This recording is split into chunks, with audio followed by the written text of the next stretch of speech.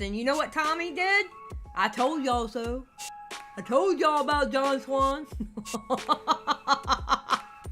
Tommy's always right. Well, not always. He doesn't get 100%, but Tommy is like literally in the high 90s. I love Tommy. Tommy's awesome. Y'all know I love Tommy.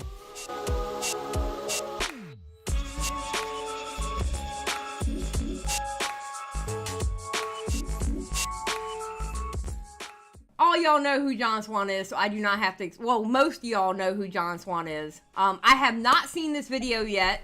I do love me some Toast Pie. Toast Pie is a good kid. He's pretty cool. The video is called How John Swan Destroyed His Career. Can't spell. I mean, can't read. A World of Lies. So, here we go. Every tragedy begins with a hero, and the fact that John Swan's rise and downfall is so fascinating is a testament to how good of a hero he was. Starting out ridiculed by others, John rose to the top of the commentary genre within only a few months. It was the right amount of talent, quality and presentation that captivated everyone. But then... he was a damn good editor. And John Swan was the one that you went to about copyright issues, and apparently, oh God, what is his name? He, basically, he was the sound guy. He was the guy that if you needed to fix your mic for, like, sound or whatever, he was the guy to go to. Like, he knew the specs. Where did it all go so wrong? I had a good take. It looks big. It looks massive. Jacob, I will show you what real blackballing looks like, because I will make sure no one ever works with you in any serious capacity. I had a good take. That's a yes. You need it. And I still stand by his technicals video to this day. His Zero video. I still stand by his Zero video to this day. I don't care if he got canceled for lying and all the other stupid shit he got canceled for. He did a damn good Zero video, and what he said in that video was what everybody else was saying, but just put into one spot. I still stand by his video to this day. I don't care what anybody says. Go off, you need to log off. You need to, like, leave online settings, and this stuff is going to haunt you now, forever online. If you know, then you know. That's all. Skip, we are going to have some flashbacks with this shit. You know we are, girl. John Swan was born on May 6, 2001 in South Africa, and at a young age, he and his family moved over to Australia. We don't know all the details of his early life, but we do know that John was kind of a sheltered kid. His parents quickly enrolled him in violin lessons, and it completely captured his interest. Unlike everyone else, John didn't really watch TV or see movies or play video games, and that's what made a world like the internet so appealing to him when he discovered it in around 2012. By age 13, John had made his first YouTube channel under the name of Lapis Gaming Official, and over the next 6 years, he would go from posting Minecraft videos to an interest in graphic design and Photoshop. You can see this from his earliest available videos from 2018, which are iPhone and Samsung ad parodies. John would... Okay.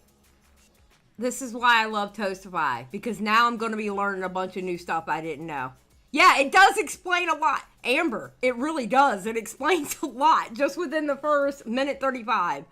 Also make videos reviewing songs by young cringy rappers from the perspective of a natural musician, and over time this developed from general cringe culture to the commentary community. When it began, this new and fledgling genre was mostly dedicated to making fun of kids online, but by 2018 it was now a place where commentary channels critiqued and called out other YouTubers for their heinous actions. And that kind of place really appealed to John, who also had a keen interest in topics like speech and debate, a subject he claimed he has won state competitions in. There was a certain shift in John's kind of content, especially after one of his videos speculating on Logan Paul's sociopathy got around 100,000 views. In 2019, the YouTuber Just Destiny issued a copyright strike on LT Cobra, a smaller channel who had made a video making fun of him for his weird titles and thumbnails, sexualizing kids from Dr. Phil and TLC. The 15-year-old LT Cobra would make a response, leading to Just Destiny sending him a cease and desist. The drama erupted into a huge situation, the commentary community picked up their pitchforks, and John's subsequent video was one that stood out. Propelled by a shoutout from resident drama gnome Keemstar, it ended up gaining around 100,000 views. It's worth knowing that whilst this video may look like the usual standard now, this was back in 2019. All the big, high-produced documentaries on drama content, all the Sunny V2s and Internet Anarchist didn't really exist bar a few outliers. If you were a commentary YouTuber in 2019, your videos either looked like this or this. They weren't meant to look like this.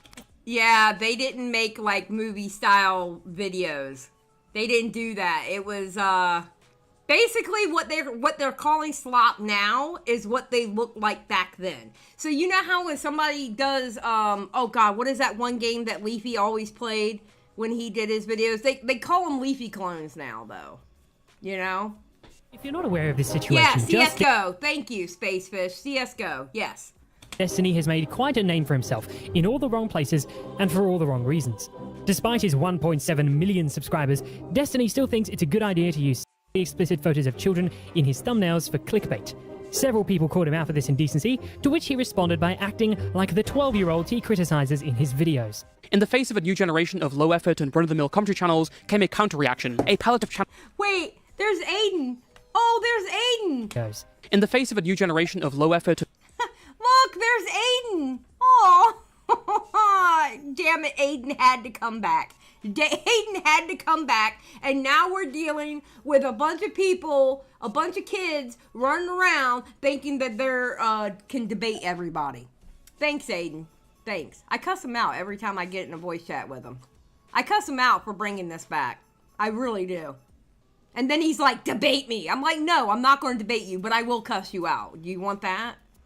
And run-of-the-mill commentary channels came a counter-reaction, a palette of channels with fewer videos, but with higher production value and effort. People you might have heard of, like Nerd City, Jay Aubrey, The Right Opinion, Black Wolf Company, and indeed John Swan. At the time, Keemstar was also influencing some of these newcomers to do his dirty work, and having been recently promoted, John and many others were wary of this. In response to Keem, a lot of these new YouTubers decided to make a group chat called the New Commentary Order, or NCO, a place made for the purpose of letting... Oh my god, the NCO. I've heard stories about this. I've heard this story like at least 5,000 times. Oh my god. Yes, Keem had hair at one point. Amazing, isn't it? Creators grow without Keem's influence. Isn't it amazing? Isn't it amazing? Any of you who watch Locale Live, Keemstar is always bitching about the commentary community. Always bitching about the commentary community. Yet, in a lot of major dramas, Keemstar has been right there. Right there. It's almost like he participates in the same thing that he talks shit about. It's Keemstar. And John was there as well, but it wouldn't last long. The group basically collapsed after Keemstar of all people was invited to this group to deal with the Just Destiny situation. Unexpectedly, he worked with Zoom, a doxer and Keem, along with certain members of the NCO supporting him, attempted and eventually succeeded in doxing Just Destiny. And after that was exposed, it was curtains for this ambitious but ultimately weak project. I mean, they had it coming. They had welcomed in the wrong reason they made that group chat in the first place. But John's next step... Yeah, they were trying to cancel Just Destiny for saying the N-word, and then come to find out, Just Destiny's black. Funny how that worked, right? Up the YouTube social ladder had just broken. However, a much more permanent connection that John had made would be with a number of small but up-and-coming commentary channels. One of them was Nicholas Diorio, a co-host of the popular drama podcast Sharp from the Point, with its permanent host and creator, Tommy C. You may recognize Tommy from Keemstar's podcast Baited. Nick was a total newcomer to making videos and had only recently got the job as co-host, but one of his first videos was an expose on Keemstar and the NCO for their doxing deals, which... And to this day, he will not take that video down. To this day, Keemstar will ask him to take that. He has said it publicly, okay? So I'm not, like, spilling any tea. He's literally said this on a live stream. Keemstar's asked him to take that video down, and he won't do it. Which completely blew up. John also became friends with OGRC, a commentator who was coming up through live streams, making a space for creators to all hang out. When the NCO's members were questioned about their involvement, John came onto the show to face them. He would also strike up a long-lasting friendship with the aforementioned LT Cobra, alongside connecting with Augie and Nick's friends like Bo Blacks and Tipster. Yeah. By the end of... Yeah, I hate that these retrospectives always have to involve Tipster. It drives me insane. It drives me insane. But he was a big part of it back then. 2019, John was in a pretty good position with a lot of friends. He had even bagged himself some work as an editor for The Right Opinion and had made a couple of appearances on his videos discussing proof for fake DMs and his knowledge on copyright issues. He had also started working for different projects, such as the Pescator channel, which was meant to be a competitor to Keemstar's Drama Alert. But was Johnson respected as a creator or merely just admired for being a good editor? He was definitely talented, but some of his arguments, like his posturing of the process of creating reaction commentary, definitely didn't resonate with others. Okay, hold on. But where exactly is the harm in clickbaiting to children? Children pay bills. That's a dangerous mentality, one that is legally and morally sketchy, moving into Jake Paul levels of insanity. Nerd City debunked the legal aspects of this relating to children's broadcasting in his video on Jake Paul. And whilst everyone was covering drama situations in one of the most crazy years for drama, John set out to make a humble documentary about the game Minecraft, the game that he'd started his YouTube career playing. John was relentlessly mocked by others for such a decision, and when it didn't perform well upon release, he went back to covering drama. Ironically, since then, the video's gone on to gather 1 million views. So what was John missing out on? What was going on in early 2020? You tried to do the FBI, it didn't work! You tried to do the police! Oh god, Onision. Oh. Onision! The one person, like, I literally know YouTubers with a couple 100,000 subs that they, to this day, will not talk about Onision. They refuse. And at one point, from what I'm hearing, because I think I only covered Onision once. Alright? But from what I'm told, it got to a point talking about Onision, you got an instant yellow $sign and not a green $sign. It was like it was instantly demonetized talking about him. Didn't work! So instead, he resorts to the paycheck! Of course, Onision, famously hated YouTuber from back in 2015, who was under constant fire from resurfacing allegations of grooming and pedophilia. Onision's extensive history of derangement was the subject of interest for literally everyone. Reddit wine moms, Tumblr users, many YouTubers, Chris Hansen of Dateline NBC fame, and The Right Opinion, who was working on a massive series regarding Onision. But he had to face facts. Onision was a deranged sociopath loser who probably did groom those kids. But the coverage from Chris Hansen and multiple other YouTubers that were milking the situation, they were all outright saying that he was going to jail. That was far from the brutal truth. Grooming is technically not a crime in the US, and any of the crimes that his victims were alleging had a lack of evidence and based itself more on testimony. In fact, the best way that Onision would have realistically gone to jail is from him destroying the wetlands outside his house. Yep. And Chris Hansen, I remember watching the Chris Hansen live streams, and I remember Augie, when Chris Hansen would go live, Augie would stream snipe him. It was funny as hell. They would stream snipe his ass. Apparently the rumour is that when making his Onision video, The Right Opinion knew that saying Onision isn't going to jail was controversial, even if it was right. So rather than stating it himself and getting a potential hit to his reputation, he decided to hand it down to John, and John took the opportunity with open arms. He made a segment which is now on a video that has over 4.5 million views, and John's willingness to stand on an opinion like this in the fire of vicious opposition definitely earned him a lot of respect, especially with those who'd become disillusioned with the insane campaign fueled by Onision's ex Xylie and the anti-O's, as they call themselves. Going after Onision was one thing, but going after others and saying they're associated with him because they're criticizing how the whole situation is being handled is something else. Do y'all notice how Nick always catches the crosshairs of people?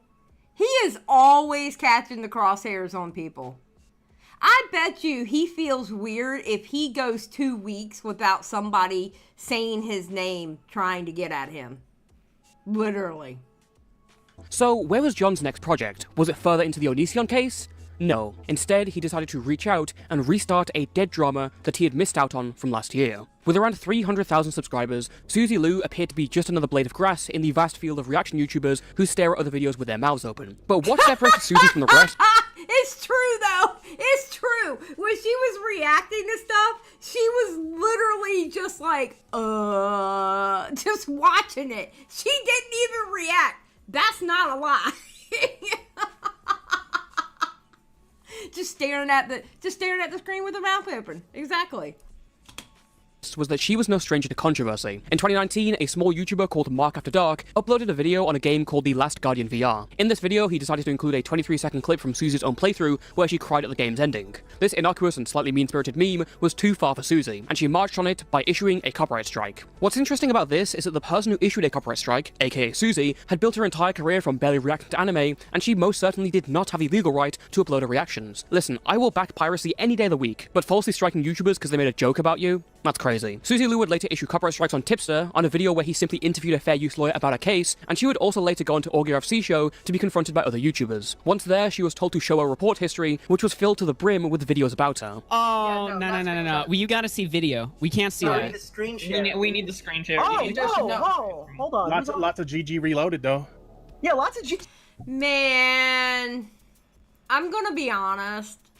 I kind of feel like that's what this community is kind of missing. It's missing a show where, like, all the creators go up there and talk and hang out and, like, figure out a drama and stuff like that. Because, let's be for real, Alright, listen, everybody knows Augie does not like me, okay? It is what it is. But damn, if After Hours was not a top tier show to watch, because you never knew who was going to be on that show. You never knew who was going to be on that show. It was a really fun time to watch. You know? Well, that's exactly what I'm trying to do with Core, okay? I told Core, it's your time. No, Himpleton don't count, DN. I'm sorry. Himpleton's stream had a bunch of... No. I'm not talking like Himpleton levels. I'm talking Augie would have Mudahar on, Creepshow Art on, John Swan, Turkey Tom, well, obviously, Nick, and obviously, Bo Blacks, but he would have, like, big creators. Like, bigger creators. Himpleton? What? Himpleton won't, no. She reload. Oh no. Yeah, we can't And have you the can Oh look. my She God. can scroll down too. Like, where's a scroll? Oh my.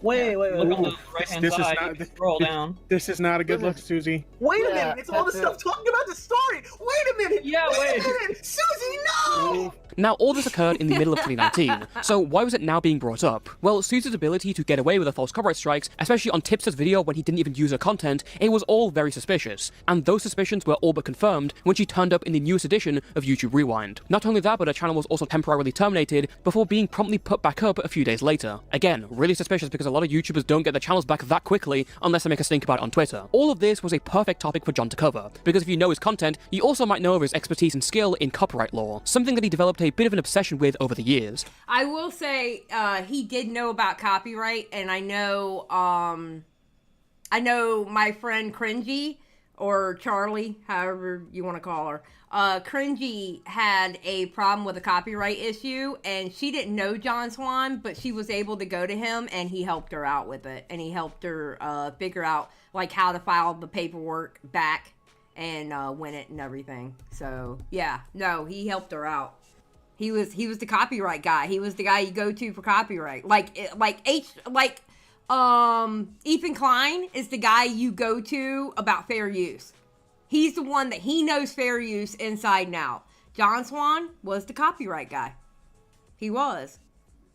This was what intrigued him with the Just Destiny case in the first place. This was his bread and butter. And so, in March 2020, John Swan uploaded Susie Lou, the most problematic YouTuber you've never heard of. And it blew up. What separated it from everyone else's videos at the time was that it collected everything into a nice, easily digestible video that was both interesting to those who knew nothing about the situation and those who knew everything. The video also had a few cameos from other YouTubers in the community, and of course, we can't forget the editing skill and the presentation. There was one final thing that propelled it into the algorithm: its takedown. Due to some jokes about the size of Susie's forehead, she decided to flag the video to her partner manager, and it instantly went down. But John's persistence and the community support of the re-upload turned it into a success. Within 2 videos and a few months, John had established himself inside the community as a creator. His channel shot up to around 50,000 subscribers within a month. The fact that John's videos had so much effort put into them, were so well researched and yet so infrequent, made them into an event that you dropped everything to go watch, and his new subscribers awaited his next video. But That is true.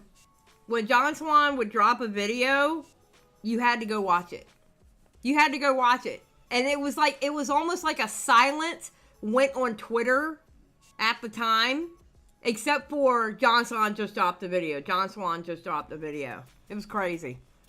who would he go after next?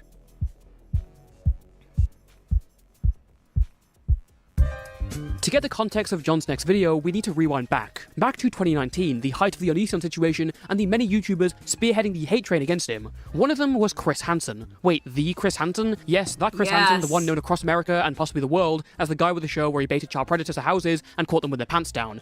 He's a piece of shit! I would like to say I was one of the first people blocked by him. Thank you. I was in the first line of blocks. And I wasn't even in this community yet.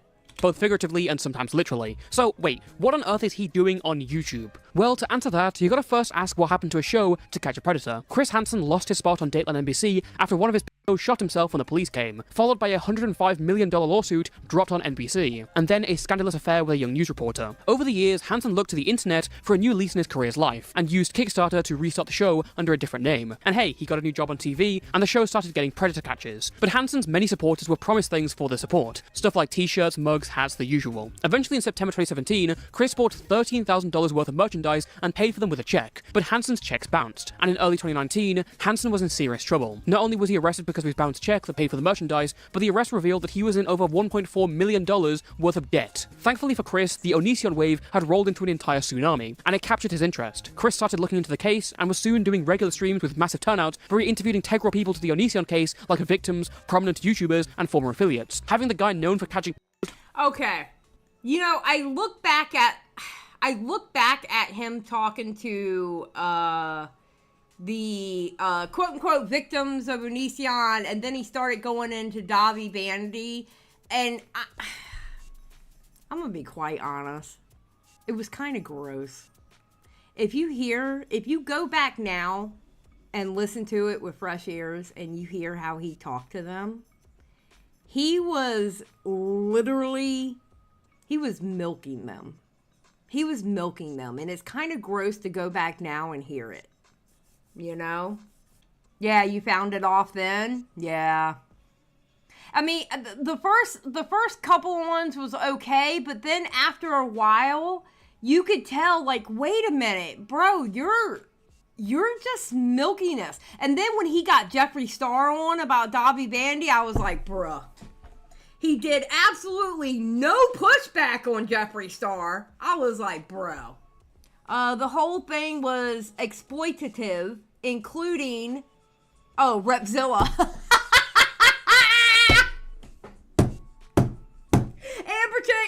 Amber Chick stood 10 toes down and said, I said what I said. I didn't know who... Listen, it's been so long since I've talked about Repzilla, I didn't realize who the turtle was. And then it hit me, Positivity Turtles, that's Repzilla.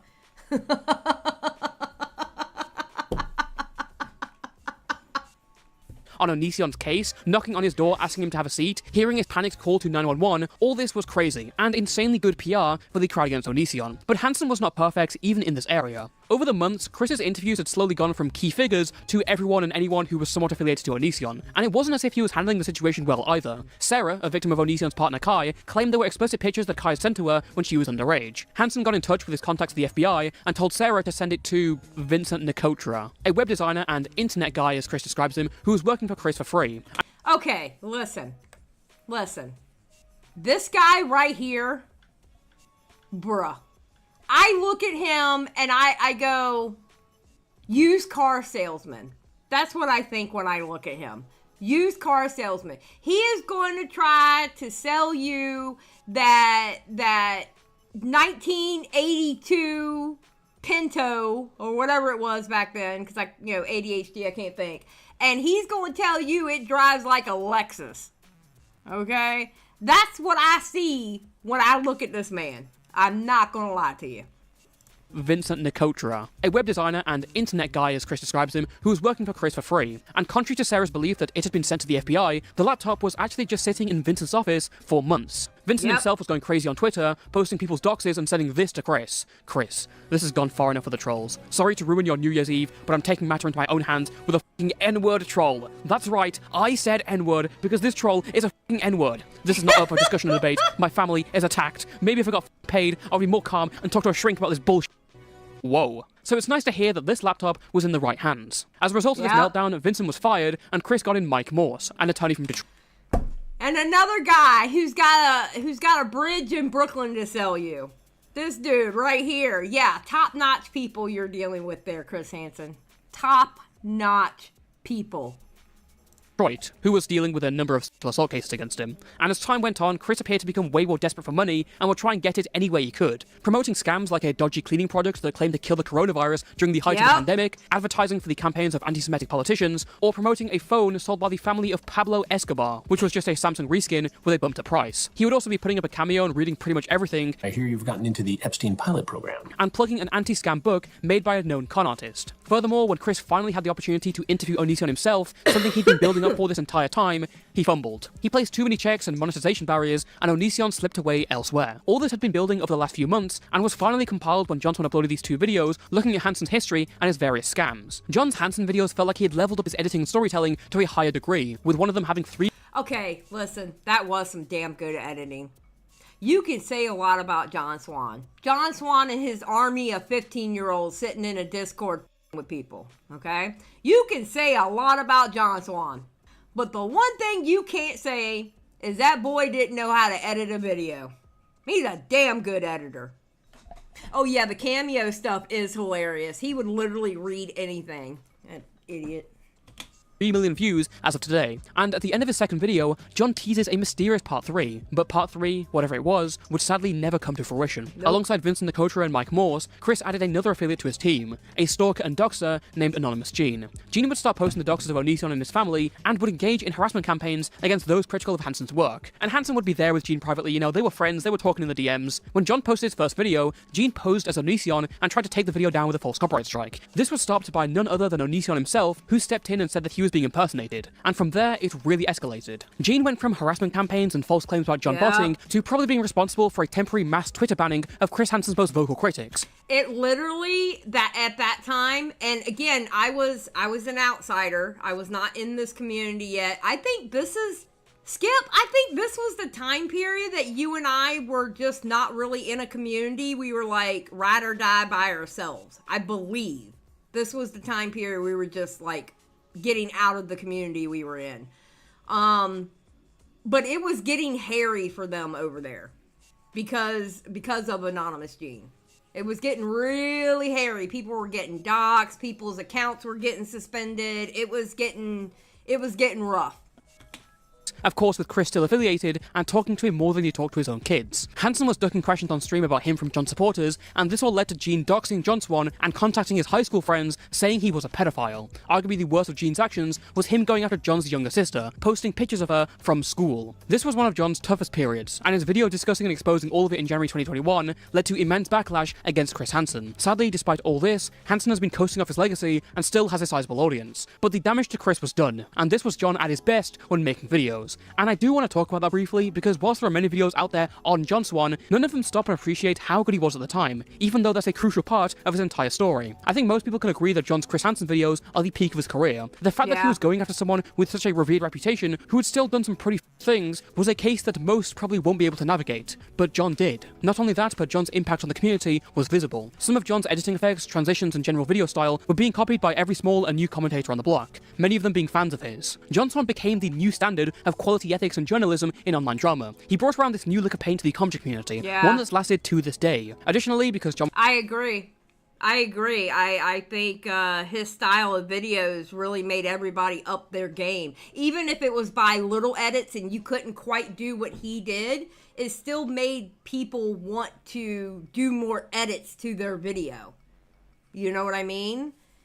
Even if it's a small transition or something. Yeah, no, I agree. I 100% agree.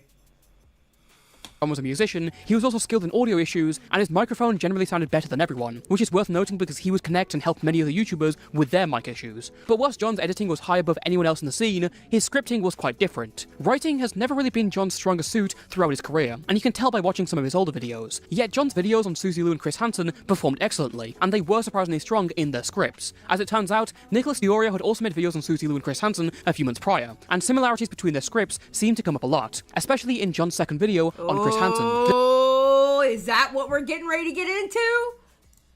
This wasn't a collab like later projects, this was a claim of plagiarism, a claim that John had been copying parts of Nick's videos. If these people sound like they were born yesterday, that's because they actually were. The Nano Vapor Biotech website was literally registered from GoDaddy.com one day before the stream with Chris Hansen. If it seems like these people were born yesterday, that's because they probably were. The website domain for this revolutionary product was registered the day before the stream on Chris Hansen's channel.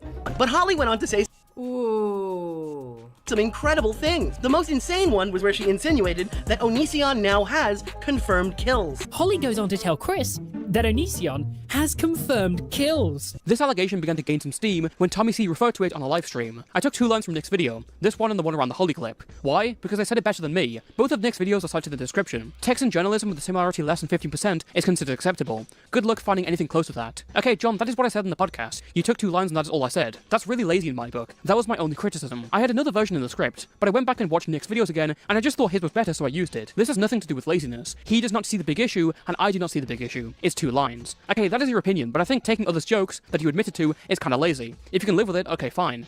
You know what? Leave it to Tommy C to say the quiet part out loud. Literally. Literally. Tommy C will say the quiet part out loud. He'll say what people are thinking. He'll just go ahead and say it. I don't give a shit about them. I said what I said. He really will. He'll say it. He don't give a shit.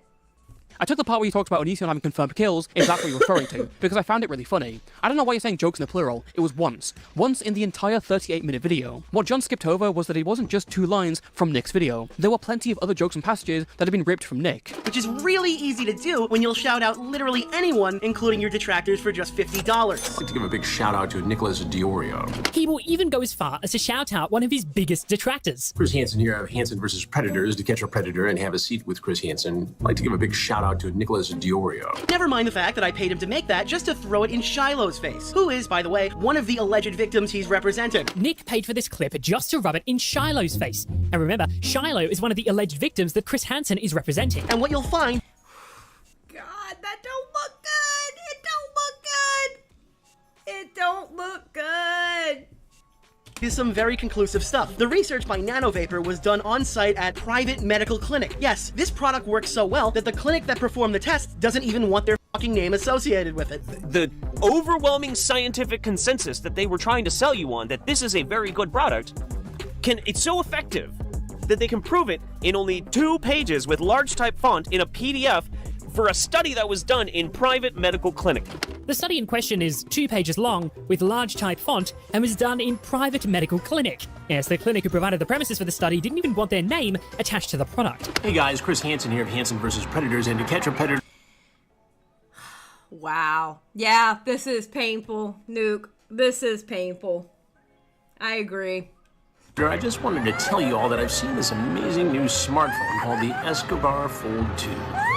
Hey guys, Chris Hansen here of Hansen vs. Predators, and to catch a predator, I just wanted to tell you all that I've seen this amazing new smartphone called the Escobar Fold 2. Well, in case you're unaware, the brand name Escobar actually unironically comes from Pablo Escobar, who, by the way, was famous for being a Colombian drug lord and narco-terrorist, who was also the founder of the Medellin cartel. At the time of his death, his net worth was estimated at $30 billion in 1993. You know, Colombian drug lord and narco-terrorist who was the founder and sole leader of the Medellin cartel, dubbed the king of cocaine, the wealthiest criminal in history, monopolizing the cocaine trade into the US in the 80s and 90s, and was also responsible for the death of over 3,000 people. However, this entire situation didn't really go anywhere past this. Most people who cared about this agreed there were more pressing issues. On top of that, Nicholas Diorio himself didn't want to push the issue, and later stated that he did feel slighted by this, but didn't want to comment because John was blowing up at the time, and it would dampen his friend's success and make him look like a dick. Good guy, Nick. I think it actually did bother Nick, but he didn't take it as, like, yeah, he just didn't want to, he didn't want to make a big deal out of it, you know? He didn't want to make a big deal out of it. I don't know, I think it's funny. He's not as evil as people think he is. Nick has a soft, gooey core. Space fish. Yeah, until you piss him off. Once you piss him off, you're done. You're done. And back when this happened, like, I felt awkward about it. I didn't want to say, like, holy dude, my friend is stealing from me, okay? I don't, because, I mean, that sounds pretty gay, right? I don't want to be the guy on Twitter who's being like, oh my god, because John Swan was a big, successful YouTuber at the time who was pulling in, I don't even think the combined views on my 2 videos were 200,000. This video did 800,000. So until John's whole life and career ended, there was no way for me to argue about this without sounding like a petty bitch who was, like, jealous of his current success. And that wasn't the only issue with John Swan. Hey, commentary community, I'm outside right now, touching some grass. I think you guys could all take a little bit of advice from that. Remember, the internet isn't as serious as you may think it is. Oh, okay. And this is when John Swan's head got big. Every time I see the touching grass video, like, okay, I take it as a joke. That is funny. Haha. but it's like there's an air of arrogance with it that just made me cringe so bad. Amber Chick, I remember that video. That little bitch. You may think a lot of the things hold more weight than they really do. Try and get outside. Touch some grass sometimes. Though John had elevated himself to admiration and fame, he seemingly kept hanging around and f***ing with smaller commentary channels. I know there's a saying of never forget where you came from, but John was directly interacting with these people and getting involved in situations he really didn't need to. After his initial blow-up, his actual next target was none other than Raintism, a small commentator who'd been doing YouTube for 10 years just for the result of a measly 400 subscribers. Raintism was a bit of a lolcow of his day in 2020. After being made fun of by John and a couple of others after he was defending another commentary e-girl, long story, Raintism went off and tweeted hours later that John making fun of him had led to a heart attack and he was in the hospital. This is something that he later admitted to faking. John would end up milking Raintism for all that he was worth in a stream and a video on his second channel, mocking him and his leaving Twit longer. Again, whilst it's absolutely fair to make fun of a guy like Raintism, the fact that John had gone to the extent of making this much content about a total nobody is worth noting. Another small commentator who John got involved with was Elucid. One side primitive short video essays with flashy lights, and the other side just being a typical run-of-the-mill commentary YouTuber. Elucid and John Swan didn't really know each other, apart from John helping Elucid in a false copyright hit against his channel in mid-2020. The connection is because Elucid was accused in late 2020 of pedophilia. The allegations seemed to be strong, but within the same day of them... Oh, I think that's when the accusations ramped up. Wasn't 2020 the year that the accusations started ramping up?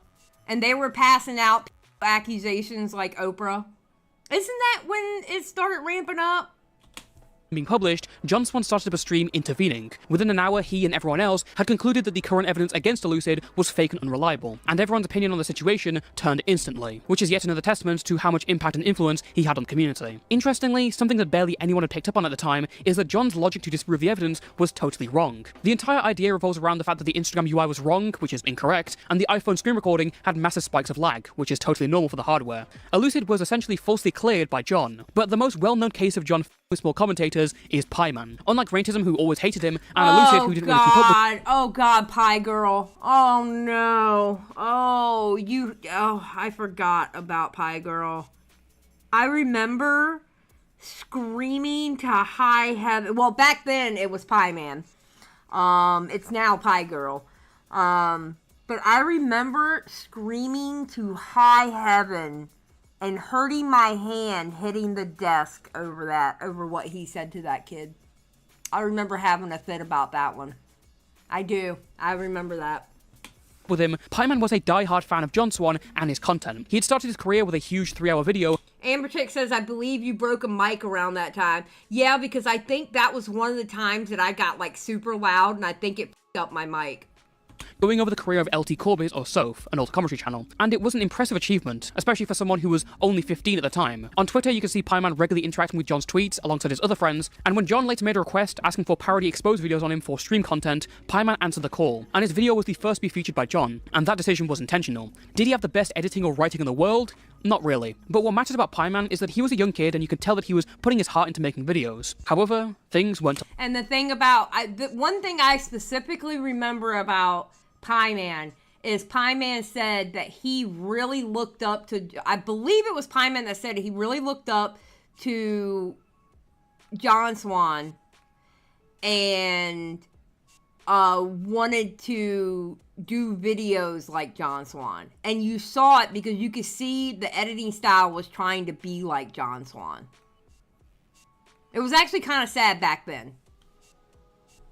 To last. It begins as all online tragedies begin on Discord. In one of the many small commentary Discord servers out there, Pieman met a Twitter user inside the community called IMALEXStan69. Pieman and IMALEXStan hit it off and quickly began flirting with each other on Discord and Twitter. Keep in mind, Pieman was 15 at the time and IMALEXStan was 13, or at least... Yes, Skip. Yes.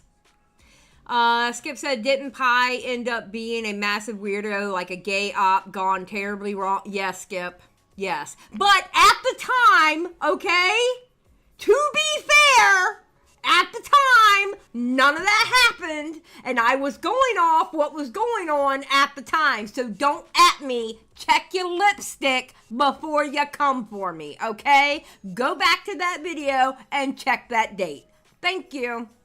That's what Pieman thought, until someone later informed him that I'm Alexan was actually 12. In response, Pieman said that it now felt really weird, but at the same time, knowing that her age was lower than he thought actually turned him on more. Expectedly, the screenshot was then leaked to the public. Yeah. Initially, this was met with a lot of ridicule, as you would imagine, but the situation was derailed when John Swan and his friends came in and began berating Pieman as if he were a pedophile.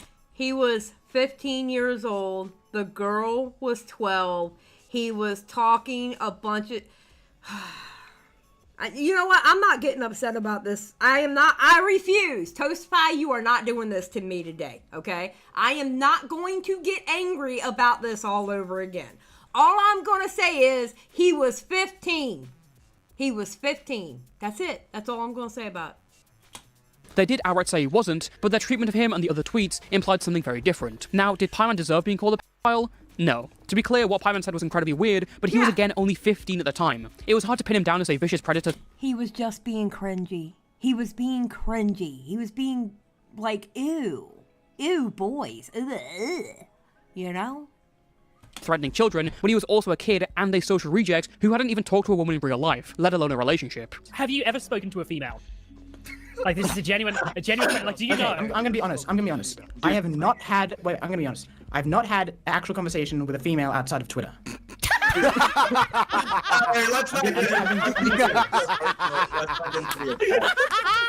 see, we have reached the root of the problem. Given he was 15, there was absolutely time for him to change if he took the correct steps and took a break from the internet to live a real life, instead of being engrossed in online degeneracy. But despite all of that, John Swan, Pieman's own idol, was at the head of the charge against him. This all culminated in a live stream on Drama Time, Pieman's drama podcast, where essentially everyone got to call in and bully Pieman for 3 hours, and amongst them was John Swan, with a...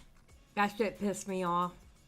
I was so mad back then with this, and I'm starting to feel the anger bubble up now, but I'm not going to do it because I'm not in the mood to get angry. And plus, this was the past. If you want to see me get angry about it, go watch one of my John Swan videos.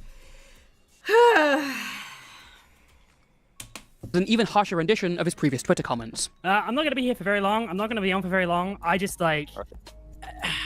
Dude. Like, what the f***? Like, what the f***? I just... I don't know why I said that. I'm not attracted to 12-year-olds. I don't know why I said that. Why would you say that? I don't know. Why would you say that? Out of everything you could have said, why did you say that? Because he was 15 and stupid. You tell me a 15-year-old boy who doesn't make some kind of stupid decision. They're very few and far between. 15-year-old boys are cringy and gross. It's just a fact of life. That was, you know, it was a big up. It was something which is really bad. And I'm very stupid. I'm very an idiot. You mean that's fine? It's fine to say that, mate. But you said it in DMs, right? And you even cemented it because you said earlier on when Cobra was in the call, you thought that wasn't going to get leaked. You thought that was going to stay private. No. Why would you say that in private, not thinking it was going to get leaked if you didn't mean it? Situation. So you knew that it was bad. Because he was a kid. Oh, no. I'm not getting angry over this again. I am not. I refuse to get angry over this again. I've already done it once. I ain't doing it again. He was 15, bro. He was 15. He was a kid. He was stupid. He was a kid. You knew what you were saying was bad. If that got out, you knew that it was bad. That's why you didn't want it to get leaked. So you knew what you were saying. You can't wiggle your way out of this one, mate. You can't wiggle your way out of this one. Let me talk. How is that not going to get leaked? Like, dude, can you not think like ahead? Well, like, dude, how does that not get leaked? She said that she wouldn't leak it, and of course she's 12. Dude, I went into damage control mode, and I really panicked and you stuff. lied. Yes, I lied. That was really bad, and I don't have an excuse for that. But if you legitimately feel this way, you need some help, right? You need to go. You need to log off. You need to like leave online settings because you cannot have a public platform when you've admitted to this stuff. And this stuff is going to haunt you now forever online. Like you've said that's come out. People are always going to know. You've tweeted some very horny tweets before, which is really. You know what's funny though? Here's the funny part about what he just said to Pie Man. All right, this is always going to haunt you. In actuality, it's haunted John Swan. Hasn't haunted Pie Man or Pie Girl now. It's haunted John Swan. Literally. Yep, famous last words. Strange. And I unfollowed you. That was partly the reason why I unfollowed you a few weeks ago. Looks like I dodged a king bullet there. And it shows that you don't have self-restraint and you can't think before you speak. You don't have self-awareness. And those are important traits to have if you have an online platform.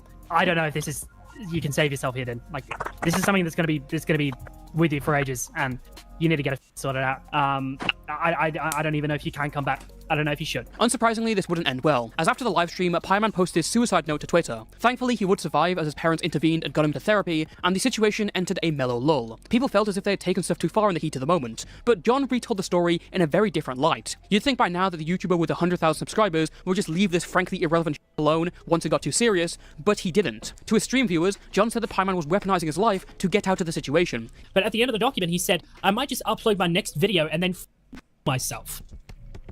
And I'm just... It came out later. Okay, well, he didn't... Those weren't genuine. That wasn't a genuine thing. He, like, literally, like, turned around and said he's fine. So he tried to weaponize his suicide attempt to try and make us feel bad about him saying he was being attracted to a 12-year-old. John also said...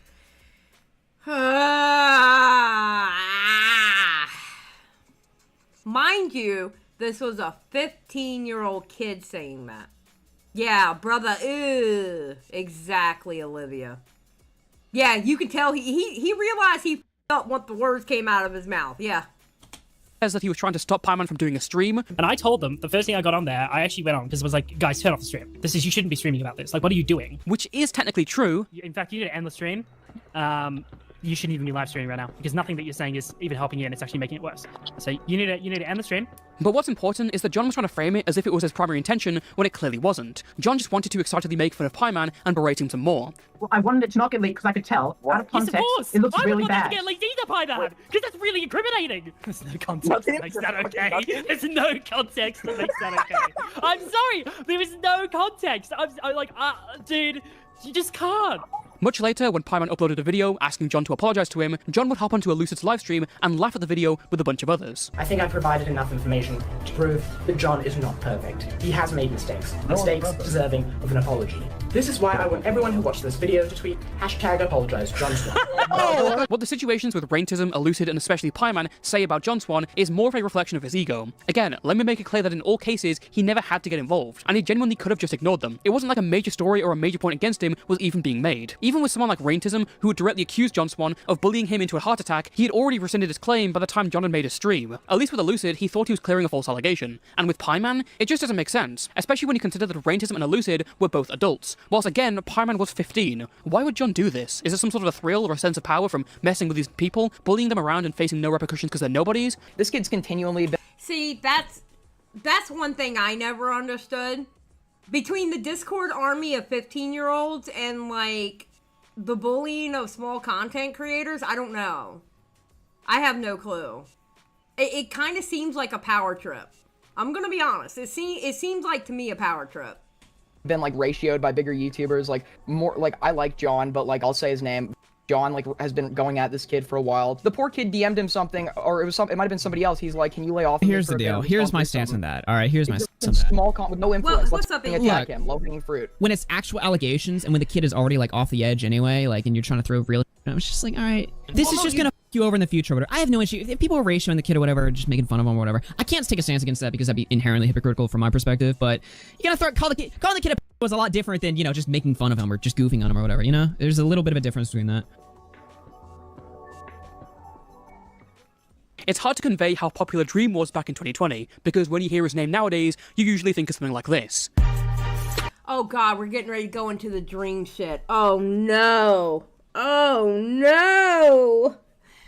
E.g., it's not a duck, it is a swan. This is a video about John Swan.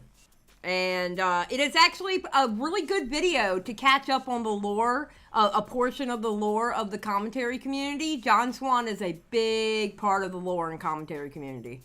It's a really good video to watch.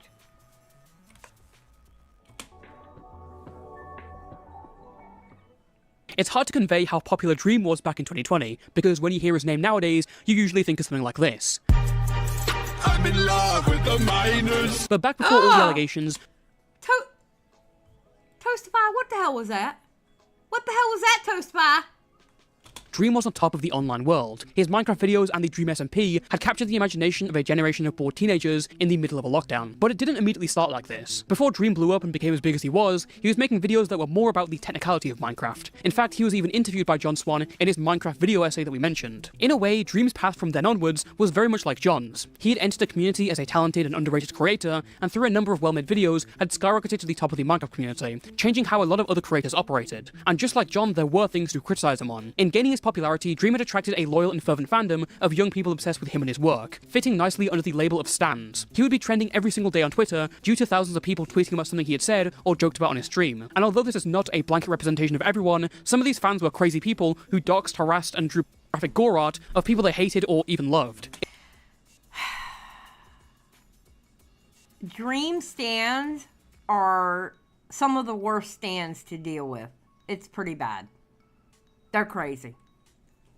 It even came to the point that Dream had to Photoshop out the reflection in his cat's eyes when posting a picture so that his fans couldn't find out who he was. And despite those facts, Dream would continue to actively encourage their toxic behavior. Perhaps it's no surprise then that when his rabid fanbase turned on him, not much sympathy was to be had. At the time, John Swan had just finished his collaboration with Nicholas Diorio, looking into the YouTuber Deji, and was moving towards the future. He was now planning to— Okay, that was a good series of videos too about Deji. I actually did like those videos about Deji.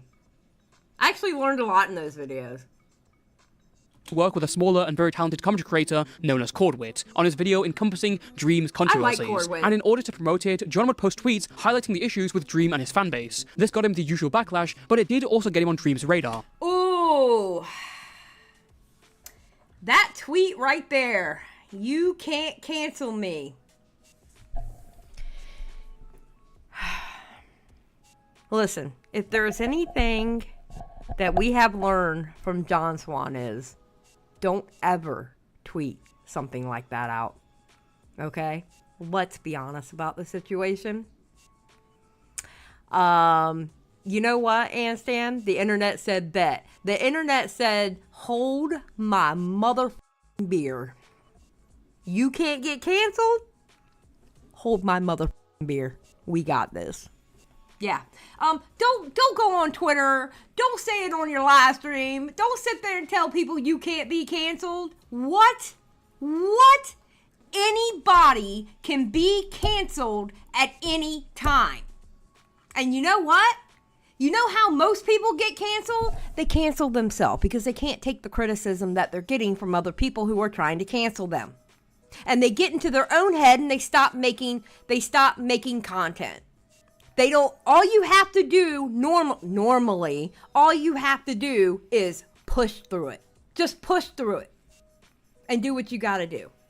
If you got to take accountability for something, take accountability for something. You got to apologize for something, apologize for something. But if you stop making content, you canceled yourself.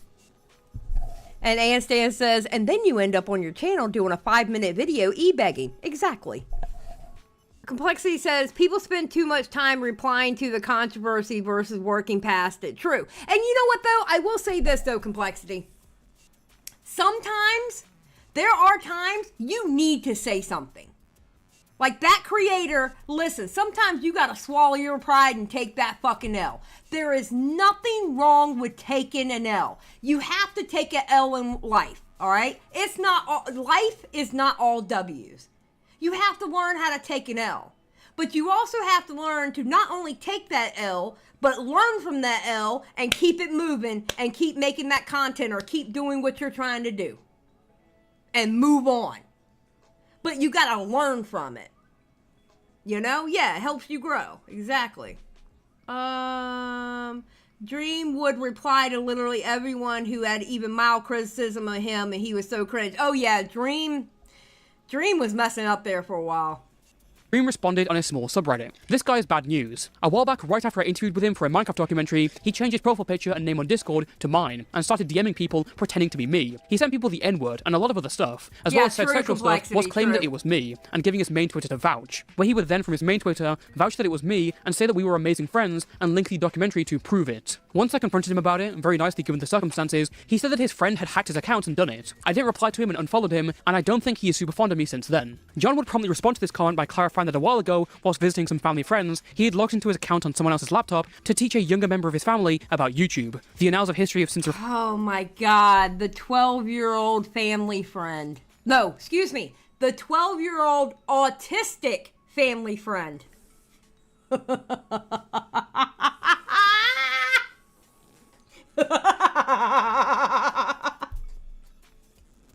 can't believe this mother came up with a 12-year-old autistic family friend.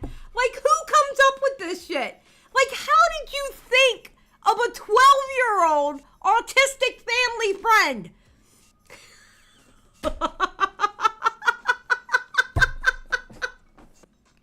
Holy shit! Oh god, what a time to be alive, bro. Refer to this person as the 12-year-old autistic cousin based on how John describes them. John states that he foolishly forgot to log out, and this kid would start trolling on his account. He messaged the YouTuber Xylie TBS and redirected them to an alternate account disguised as Dream, where he talked about such— Okay, listen. If I ever get in any shit, alright, we already know that I already have my hoodie that says F you on it, right? Alright, it's gray. It's a gray hoodie. I'm going to be sitting in front of my couch, which is going to be white. I'll put a white sheet on it or whatever, you know, and I'll be sitting on the floor. All right, and I'm going to bring out, I don't know, I got a country accent. Y'all said I should bring out a banjo, so I'll bring out a banjo, and then I'm going to blame everything on a 12-year-old autistic kid. That's what I'm going to do. And that's going to be my mother apology. And you know what I'm going to do? I'm going to stand 10-toe mother down on Twitter and go, I said what the I said. And that's going to be my apology for whatever shit I get into in the future. I'm going to let y'all know now. That's my apology for whatever shit that I get into. It's going to be the F you hoodie. It's going to be the sitting on the floor in front of the couch with a banjo in my hand saying what the F I said. And I'm going to blame everything on a 12-year-old autistic kid. I dare you to try to say I'm lying. Such topics like the Minecraft sex mod that he was working on. It's worth noting that Xylie is now known as a channel with well over 100,000 subscribers and a prominent voice in the art commentary community, but back in 2021 when this happened, they had barely 1,000 subscribers and was generally quite annoying. Something I'm sure they will tell you themselves. Xylie was less known for the content they made, and— Oh god, Harley TB. Oh god, Harley. Poor Harley. more for spamming friend requests on Discord to any and every big content creator that they got into contact with. As soon as John found out about the trolling, he says he logged down all accounts and spoke to the cousin, telling him to stop and change the account back. Dream didn't buy this, and showed the Twitter messages where he confronted John on what happened. The two went back and forth, and John's audience and friends obviously believed him, considering his credibility. Yep. I'm so sorry about all the Dream-related tweets in the timeline, but I just quickly wanted to add this. Why would I, as a creator wanting to get big on the platform, try to smear another popular creator by creating an alt account and sending troll messages to one person? This just makes no sense at all, optically and logically. Anyone that knows me in private knows I don't do shit like this. But Xylie, he did his due diligence and research so he could lie better. He actually called his autistic friend to ask him how autism behaved. He did. He got a hold of Boblex. And he asked him about autism and how it works. Right before he came up with the lie. Holy shit. Oh my god. It just isn't true. This is a smear, plain and simple. On February 16th, 2021, Dream went live on Twitch to over 300,000 viewers dressed in a detective version of his skin. In this stream, Dream shows the DMs of the alt account supposedly made by the 12-year-old autistic cousin. In this, he points out that the kid referred to Xylie's dispute with LT Cobra. So how could a 12-year-old— Dream's live stream was actually kind of funny because the whole time Dream is live and his character in Minecraft is dressed up like a detective, he's playing the Pink Panther theme song in the background. And he's going through everything and I'm like, oh my god, this is hilarious. It was actually funny to watch. log in and know about this person's pre-existing drama with someone else. Dream also notes that the alt account is now named Nicholas Diorio, which as we know is one of John's closest friends. Yep. Again, unlikely that a 12-year-old would know this, so who was running this account? Was it actually Nicholas Diorio? At this point, Keemstar also jumped in because of course he did. Keemstar offered both John Swan and Dream an opportunity to come on Drama Alert for an interview. You can't have a major drama without Keemstar. You just can't do it. John denied saying his manager advised him against it, whilst Dream accepted and pointed out more inconsistencies in John's argument. The story just... It doesn't make any sense, and the thing is, there's so many inconsistencies, and something I didn't even mention on my stream, which I think is such is actually a really big deal, is that in between the time period where he claimed he didn't have access to his account and he got hacked by the 12-year-old kid that he says did it, according to Harley, which is the only witness, because Harley was the one that was being messaged, the account never went offline. So the account was online the entire time between when he claims he didn't have access, and then he messaged them saying he did have access. And according to them, because it was only a 10-minute period, the account never went offline during that period. So the account was online the entire time while he was apparently doing password resets and stuff. The ball was now firmly in John Swan's court, and he would respond with an eloquently written 8-page document. It starts by recapping the history of the drama before going over Dream's questions. Wait, him putting it... Wait, am I wrong? But didn't he put this whole thing on SoundCloud also? Because I believe I remember it being on SoundCloud. Didn't he put it on SoundCloud also? And refuting them point by point, reasoning that he forgot multiple aspects of the situation. Why did the kid know about LT Cobra and Harley TBS's drama? Well, the day prior, Cobra had sent John screenshots of him arguing with Harley, and Cobra was the last person that messaged John at the time. Why was the account renamed Nicholas DiOrio? Well, Nick had appeared in a lot of John's videos, which the kid had seen, and Nick has a big meme culture around him in the community. And why trust Dream when he's been accused of cheating in a Minecraft speedrun? Now, some of this reasoning might be absurd now, but with the context you can understand why others believed it. Keep in mind, John's last big expose was against Chris Hansen for sending a doxer after him. Dream misunderstanding this incident was probable, and again, most of the commentary community threw their weight behind their trusted friend. The funny part of this, and I guess like the part that really resonates with all the audience, is this just does not sound like something John would do. I don't think I've ever heard John say a slur. I don't think I've ever heard that before. This posh little prick is out there apparently making fake This kid plays the fucking violin, dude. Like, he's not... This dude literally played the violin on He's not gonna go on stream and be like, oh, we don't like it. Yeah, he's not gonna do that. Unfortunately, man. They believe Dream, this massive YouTuber, had thrown John under the bus. Little did they know, John was throwing them under the bus. I remember how pissed Augie and Tommy was when they found out John lied. Oh, yeah. Yeah. Yep. The entire time. On the night of February 26, 2021, messages started going around in the commentary community stating that John had lied about Dream. The rumor was that there was no 12-year-old autistic cousin. It was all made up. John had done this troll, orchestrated it all along with LT Cobra, and then went to message the right opinion on WhatsApp, where he admitted to it. This rumor led to Nicholas DiOrio confronting John Swan on a now infamous private call. I'm not mad at you. I just want you to, 100% assure me that there's no possible way, there's no mix-up that could have happened. There's no way that you could possibly be not telling me the entire truth. No, there's no way. There's no way that you could have, it doesn't add up, dude. There's no way that you and Cobra were just f***ing around with Harley or whatever, and then you didn't expect Dream to respond, and you just said, you made up something on the spot or whatever, and then you just, you weren't expecting it to ever come back up again, and it came back up again, and it was just a big show, and you just tried to bury it, and then it got bigger, and then you just made a document. There's no way that's what happened.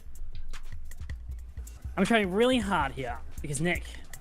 Dude, I'm not gonna go make a f***ing video on you, okay? I'm just asking, because I want to know. Because, I feel like I already know the answer, so it's, really, there's no reason to lie to me. If you know the answer, then you know the answer. So you did it! That's what I'm gonna say. John, come on! I'm not... No, I'm not. I don't know. Who knows? If you know the answer, you know the answer. That's all. Do you think they don't have... Alright, wait. You think they don't have you saying it? They do. No, they do. No, they don't.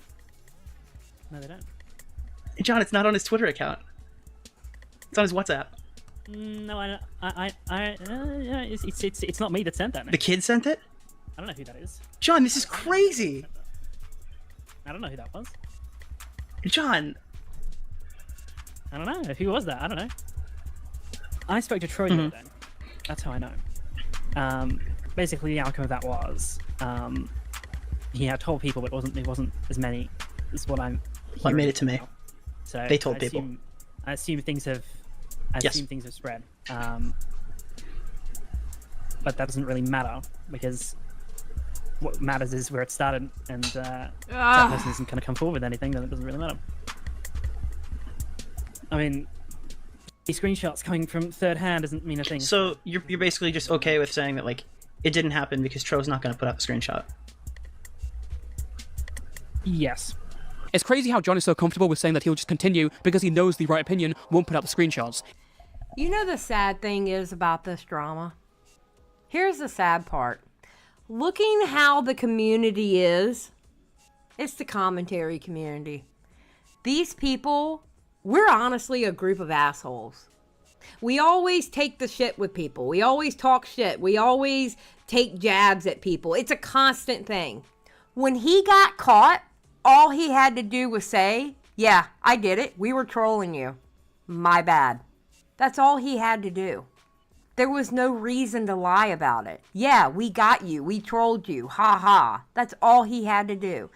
But it literally turned into a big ordeal because John Swan didn't want the viewers to see that he can do that. You know what I mean? That's the stupid part about that whole ass drama. He could have got away with it just admitting it, going, yeah, I did it. We trolled him. Who cares? You know? It's so stupid. It's so stupid. It's just completely slimy. Unfortunately for John, the one thing he banked on was Nick just following his command and not putting anything out. Clearly that didn't work, because early in the next day, Nick posted a thread stating that John had lied to him for the past few weeks. This led to another call, where John is clearly panicked and distraught that his lie has been uncovered. I had to. The Minecraft mod wasn't ready to be released. He had to squash the story. True Wookiees. That's the real reason. The Minecraft mod was not ready. You're right. You're exactly right. You're exactly right. That's what it was. I know. No, I did. I definitely did. No. What? No. What the dude? You... Talk. Go. No, it's just why? Dude. You can hear it in Nick's voice, his disappointment growing bigger and bigger. You can just hear it in his voice. That he's like, holy I'm literally getting real-time confirmation that my friend lied to me. And I've been sticking my neck out against the Dream stands and against Dream for him. And he lied to me. You can hear it in Nick's voice. I felt so bad for Nick when I heard this call. I was like, damn, dude. You can't, dude. What do you mean? How is this any worse than literally just lying to my... I don't know how much you've lied to me about, dude. I have no idea how much you've lied to me about, but if you're willing to lie on like that big of a public spectrum, do you think like people shouldn't know about it? But I'm just sitting here thinking, it's just like, you haven't been up front with me in any capacity. Why would, like, holy shit, dude. I don't know. I thought we were like cooler than that. I thought you wouldn't like completely screw me over. What you really expect from me here? I have like a moral truth capacity thing. What? No. No, dude. What is the way, dude? How do I do it better? This is not the way. And delete that immediately. What did I do wrong? What's wrong about it? What do you want me to, like, what would I change? This is not the time. Snake, I will say, it does seem like Nick does have a curse. It kind of seems like that, because it seems like every year he's got to boot somebody. But I do agree with him, though. I think all the bad ones are gone now. You know? I think all the bad ones are gone now. And delete that immediately. What did I do wrong? What's wrong about it? What do you want me to, like, what would I change? This is not the time. This is seriously not the time. What do you mean? Look, dude, I feel bad enough already, but I'm not gonna just sit here and just like get guilt tripped. Do you have something to say that makes this make any sense to me? Okay, alright. Come on, dude, just tell me the sob story so I can tell you I don't care about it. No, I don't know. Okay, now, Nick is angry at this point, because when he says, yeah, go ahead and tell me the sob story so I can go ahead and tell you I don't give a fuck about it. That's him being angry. He's pissed at this point because John Swan lied to him. His friend lied to him. He went out on a limb over a lie. Yeah, I remember that, Skip. I remember that. I don't. I'm not like seriously, I don't. Can you just like get it off? Like, did your dog die? Like, what do you need me to say? No, it's just some family shit. Okay, dude, was the family year long? Okay. Dude, are you really gonna get me into a call and tell me that you're having family shit? This isn't the time and you can't handle this right now? Like, seriously, dude? Come on, bro. Come on, dude. Like, I don't understand why you have to bring this to the public. Right now? What do you mean? Like, I had no idea. I think you should have brought it to the public 3 weeks ago, and we could have totally skipped this out. Do you understand that I've been like fighting with everybody on Tommy's news team? I almost burned a bridge with Tommy because I was defending you so much. Literally driven like fucking divisions in my own fucking friendships with people online because I fucking trusted you. So like. And now he's given the reason why he was pissed.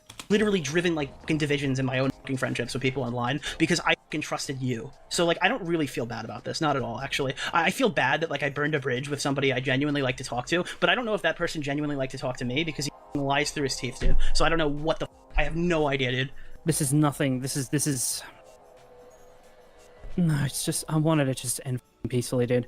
I dug myself into a deep hole and Yeah, he did ask him if his dog died. He was like, "What? What's the family problems?" I felt terrible about it since I ever did it, man. You I'm didn't gonna be real do with you, okay? anything Real. wrong. I know you. What you did wrong was you dragged it and dragged it Yep, and dragged it. exactly. And that's the problem here is that you made a Google document and you drug like everybody else in to like to fix your fucking situation. All you had to do was just own up to the fact that you like trolled somebody and you never thought it would get back to him or something like that. And it probably, if you did it like at the beginning, if you did it at like the point where it was on Reddit, like there were so many outs. You had so many outs to not be. Yep. I don't know. Like I just figured you were a lot smarter than this. I guess I was wrong. Yeah, I thought so too. I guess I'm not. I guess I'm a moron. Okay. Why did you do it? It's the morally Why right. I did have a you do it video on then? my channel lying Dude, about somebody. I have a video understand. I can lying about somebody on my understand. channel, and I didn't know I was lying about somebody when I made it. I have to clear that up. Listen. Look, if somebody becomes a liability, you gotta cut them off. Period, point blank, period. I don't care what you got to say about it. If somebody becomes a liability, you gotta cut them off. And if it reaches a point where all the talking in the world, and it also depends on the situation, but like John Swan became a liability at that point because he literally lied to his friend group, and his friend group was saying publicly on Twitter and on YouTube backing John Swan up. So now John Swan is the liability because this could possibly make it look like Nick knew and he was lying for his friend. So Nick has to turn around and clear it up. He has to. I don't blame him.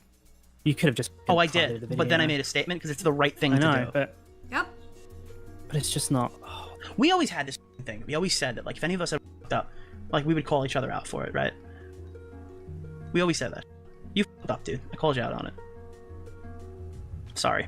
After this, John had to post an apology. Hello everyone. As a commentator, my credibility is important to me. Unfortunately, I have let you all down. There is no excuse for what I did, and I take full responsibility. I wish I could have made a video, but I'm currently traveling and not in a position to do so. I was messing around on Discord about a year back with a friend of mine. I had 6,000 subs and I thought nothing of it. This somehow got back to Dream, and I didn't expect it to. I panicked. I told a lie, and I thought it would never get brought up again. I was wrong. Dream's Reddit post came out and I was completely in shock. I panicked again and I made my thread, digging myself into a deeper hole. I thought it would— You want to hear the sad thing about the Reddit post?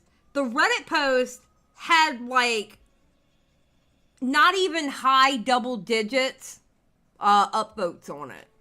He honestly could have either owned up to it and said, yeah, you know what, I trolled and didn't think it would get back to you, like Nick said. You know, I trolled, I didn't think it was going to get back to you and my bad. Or I trolled and hey, I'm sorry, it is what it is. I did what I did. Nobody would have cared. And nobody really cared on Reddit either. But he did, he panicked. He had to name search that shit to find that post. Yeah! would look really bad if people thought I was impersonating a YouTuber, even though it was so small and inconsequential at the time. But I understand now that lying about something on as big of a scale as this is indefensible. Time after time I messed up. I should have just said it was me all along, but I didn't. I dug myself deeper and deeper, and I got caught up with everything. I lied about a massive creator, and I'm sorry. There is no excuse, there is no need to defend me, I was brutally wrong, and I'm sorry for lying to you all. I'm especially sorry to Dream for everything I did. Lying at the expense of someone's credibility is one of the worst things a creator can do. Once again, there is no excuse. I understand if this makes you lose respect for me. In fact, I would be shocked if it didn't. I messed up on such a large scale that I don't know if I'm capable of anyone's forgiveness, but I will try my best to earn my respect back. I have let you all down, I'm ashamed and disappointed in myself, and I'm sorry. I also want to apologise to the people that stuck their neck out to defend me. People like Nick, Augie, Boblax, Tipster, Optimus, and others. I lied directly to their faces and put everyone's credibility in danger. I didn't consider how this might have affected them, but I should have. Once again, there is no excuse for what I did. That right there, you think this is what ended him. No, this isn't what ended him. Dream would see this and made his own response, saying he was severely disappointed in John Swan for his lies. It turns out that someone had told Dream at some point about what was going on and showed these WhatsApp messages, and despite holding on to proof that John was blatantly lying to a sociopathic degree, Dream held back on releasing these screenshots and even tried to resolve the situation privately with John multiple times. John would not accept. I know people hate Dream now and I get it, but the amount of restraint to do not just nuke this off the face of the planet after seeing him spew bullshit about you for weeks has to be respected. This WhatsApp screenshot had also gotten to Keemstar, hence why he jumped in, but his behaviour was far from respectable. Keem knew that John's story was wasn't true, and due to recent grudges with the rest of the commentary community, let him lie for weeks like a wind-up toy, just so he could get one up on the community and then gloat and destroy everyone with one stone. This private call by Nicholas Diorio quite literally saved everyone else's career, which John had put at risk in the first place. John's insane lie had far-reaching consequences, some of which were playing out right in front of him. Keem is petty. Keem is a petty man. he is very, very petty. Jesus. Nicholas Diorio was getting into arguments with his friends over it. The whole situation's attention had led Corduit to get death threats. John had even privately talked to Boblax, who is autistic, and tried to sympathize with him about how autistic people would act. The reality is that he was just using him. Also, remember that 8-page Google document response by John Swan? Well, as it turns out, prior to its release, Nicholas Diorio had published a second channel video defending John, obviously not knowing anything about John's lies at the time. When John wrote his first draft of the document and showed it to Nick realized that a lot of the points were strangely similar to his video. In a matter of days, John had destroyed months of effort. It was all gone. For the last year, he had prided himself on journalism and ethics, research and integrity, and you lied to all your friends and your audience for weeks on end as they sacrificed their credibility defending you? For such an esteemed commentator, it really was a pathetic way to go out. And the bros were pissed. The bros were pissed. Augie, Tipster, Boblax, Nick, they were all pissed. And you know what Tommy did? I told y'all so. I told y'all about John Swan. Tommy's always right. Well, not always. He doesn't get 100%, but Tommy is like literally in the high 90s. I love Tommy. Tommy's awesome. Y'all know I love Tommy. 3 months after the Dream situation, John came back, but it wasn't in the way that most expected. Ugh. Rather than a big return with a new video, John first posted, "I empathize with Dream." During John's time away, Dream had also been caught lying about the status of his Minecraft speedrun, a far-reaching lie that had led to the harassment of those who had initially criticized him. But rather than celebrating this or even ignoring it entirely, John decided to side with him in this really weird kind of video. You know, I keep on coming back to this line.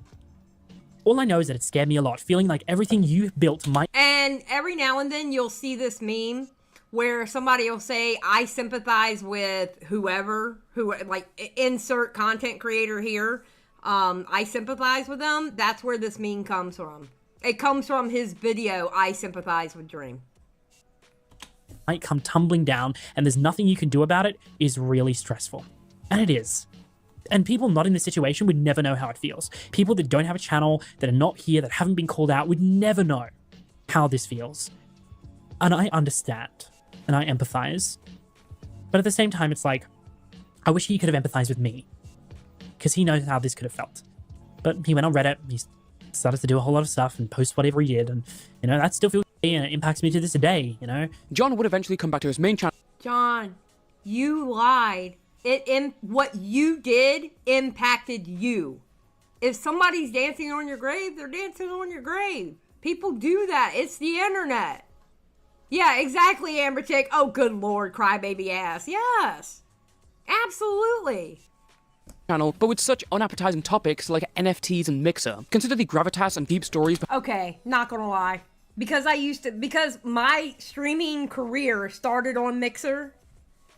I was a Mixer streamer. I did watch his Mixer video. And quite honestly, it was actually pretty good. I don't care what anybody says. That Mixer video was good. Go complain to your mama. Behind John's exposés on Suzy Lou, Chris Hansen and Deji, and then comparative videos like this. Eventually, John did start making videos on topics people were more interested in, like Chris Hansen's continuing Elysian investigation, but the video still didn't do as well as John had done before. He did get a stroke of luck in September, however. John was working on his video about Isabella Janke, one of the most depraved people who messed with Christian and got him to admit that he had his mom, and someone obtained information behind the scenes that fellow commentary channel Turkey Tom was also working on an Isabella Janke video. John went into overdrive and released his video earlier. However, Tom would end up having the last laugh as his video blew up and gained almost 3 million views. Yeah. Plus, John's video stayed at around the 100,000 view mark. Another testament that quality is better than quantity, especially considering the fact that John had cut out some of the most disgusting details of Isabella's actions, whilst Tom was perfectly fine reading them. This eventually led to another video in the style of the I Empathize with Dream one, except this one was titled The Future of the Channel and Why I Might Be Quitting, where he talks about how YouTube was no longer sustainable and That was... Okay. The meme about this video was that god-awful shirt he was wearing. That shirt was god-awful. I hated that shirt. Oh my god, I hated that shirt. His savings from his online earnings were starting to run out. And the financial impacts from this, I'm sure you can imagine, have also not been great.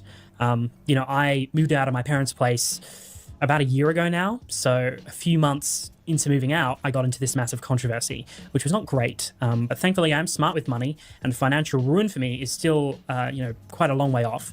But just to give you like an idea of how bad things are, I am making less than half of what I should every month in order to break even with bills, food, rent, etc. So yeah, things are not great financially, things are not great view-wise. Remember, this is how I make money, this is my job. But even with such a damaging controversy like the Dream situation, there was a chance he could bring it back. It may seem unlikely, but this applies to everyone. YouTubers and other online creators have gotten into irreversible controversies, but as long as they upload consistently, they can just power through it. Yes! Exactly! I preach this to people! Listen, just don't stop. Look, I'm gonna be honest. Unless you have somehow hurt a child or been abusive, to other people. And when I say abusive, I'm not talking like just talking shit. I'm talking like, not internet abusive, but like abusive, okay? Unless you have done stuff like that, push through it. Push through it, learn from it, and don't do it again. That's all you have to do. You know what I'm saying? Now, if you hurt a kid in any kind of way, it's beyond YouTube what I think should happen to you. But we're not getting into that. I'm just saying. And John would get his first opportunity to rebuild his reputation not long after. Though the name Kai White... Okay, wandering degenerate. Turkey Tom never stopped when he got shit from his pyro videos. Turkey Tom did exactly what you do. He took a little break, came back, and he came back full force. And he just keeps it moving. Tom knows how that was messed up. Okay? How and where he messed up with that drama. He just keeps it moving. And that's what you do. Tom is a perfect example of that. Yeah, he learned from it. Weiss is now associated with a messy entanglement of allegations and disputes. Back in 2021, he was simply known as another art commentary channel, but he gained the attention of a lot of people when he issued a false copyright strike upon Akumu, a 300 subscriber channel who criticized him. As we've learned, copyright law is John's forte, his speciality, and so when they got into a debate on John's second channel, it was barely a competition. Okay, John wiped the floor. He wiped the floor with Kai. Oh my god, I remember this live stream. I remember watching it. Not only did John completely dogwalk Kai on copyright, Kai's immature reactions and constantly saying that John is quacking didn't help him. Who was it? Sister Dio talked about it. Yeah, but those people were all right. Those people were correct. So I'm criticizing the people that are wrong. To you. Yeah.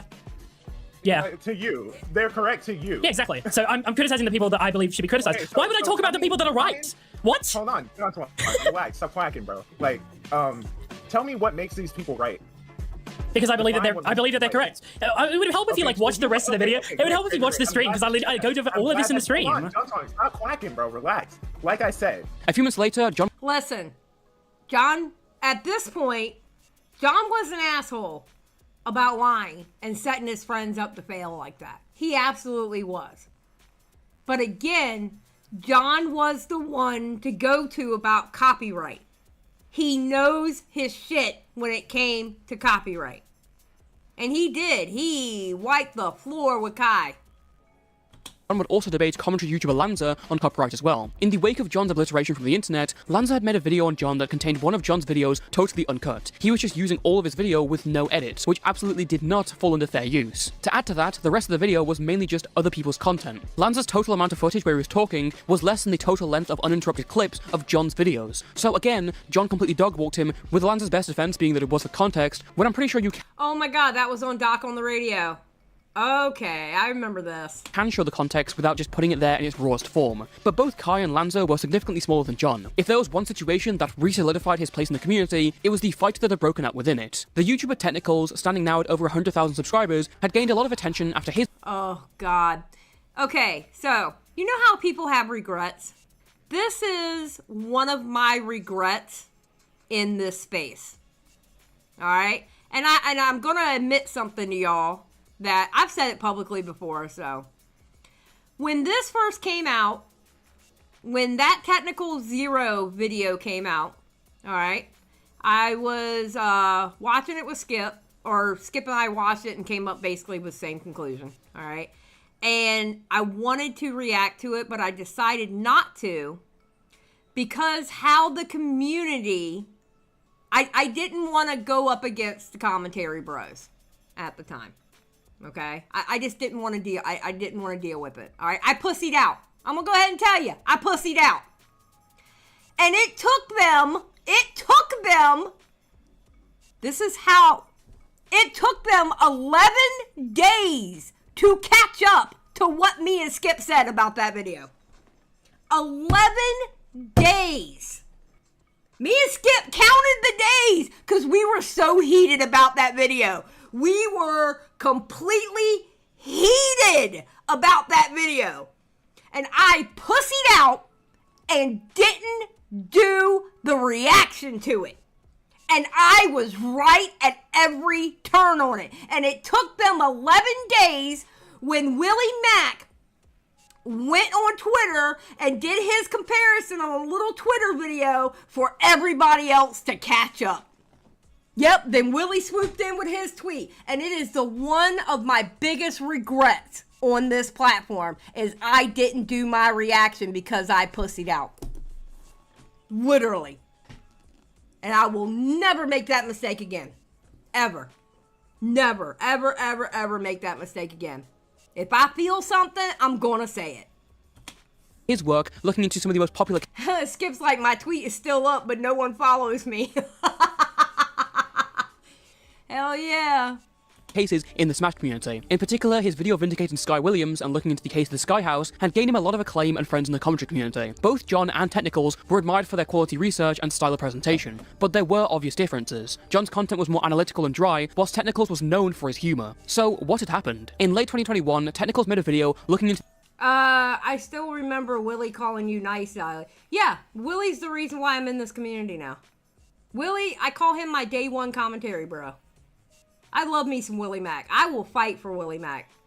He has been nothing but nice to me and helpful whenever I've needed something. Sometimes I didn't ask for the help. He just swoops in my DMs, go, hey, you need to do this.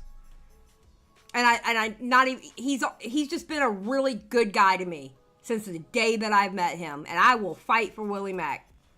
the case of Zero, possibly one of the best players to have ever been in the Smash competitive scene. Zero had left the internet after two people came out against him with allegations of sexual misconduct. One of them, known as Jisoo, alleged that Zero had shown her sexual material when she was a minor. The other was a girl named Katie, who testified that Zero had frequently messaged her in 2014 when she was 14 and he was 19. Yep. One of the claims that stands out the most is that Zero had asked her to video herself doing explicit acts with ice. You know who has a good video about Zero? Who has a damn good video about Zero that actually came out with a little bit more evidence that Zero thought, or excuse me, that the supposed minor, okay, because you never know, it could have been a 40-year-old neckbeard in their mom's basement. We don't know. But the point is that Zero still talked to that underage 14-year-old in the DMs like that. It wasn't twice. It was 3 times that 14-year-old said their age. Black Wolf Company BWC made a damn good video on that. And people should watch it. Or watch my reaction. I have the reaction on my channel somewhere. Cubes, before then sending that video over to him. Zero would admit that Katie's allegations were true in a tweet longer in 2021, before attempting to take his own life. Technicals' video attempts to offer a different perspective on the situation. He pretty much steamrolls the claims from Jisoo before going over the allegations with Katie, making a case that Zero does not fit the definition of pedophilia and was not a threat currently. He supports that by pointing out that Zero ran an entire team of children after this incident, and reasons that Zero's— Oh, I hated that video so much. I hated that video so much. Oh, that video literally made me angry. Literally made me angry.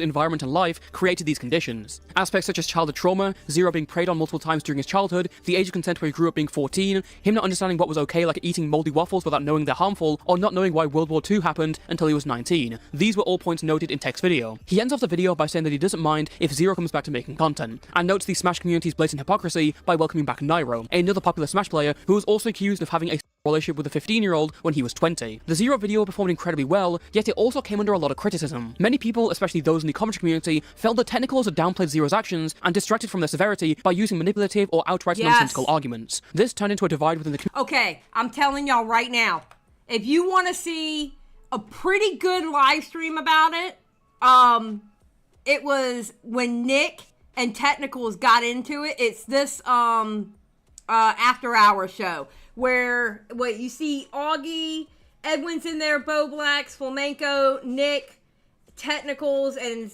somebody else was in there. But it was a really good live stream. Really, really good live stream.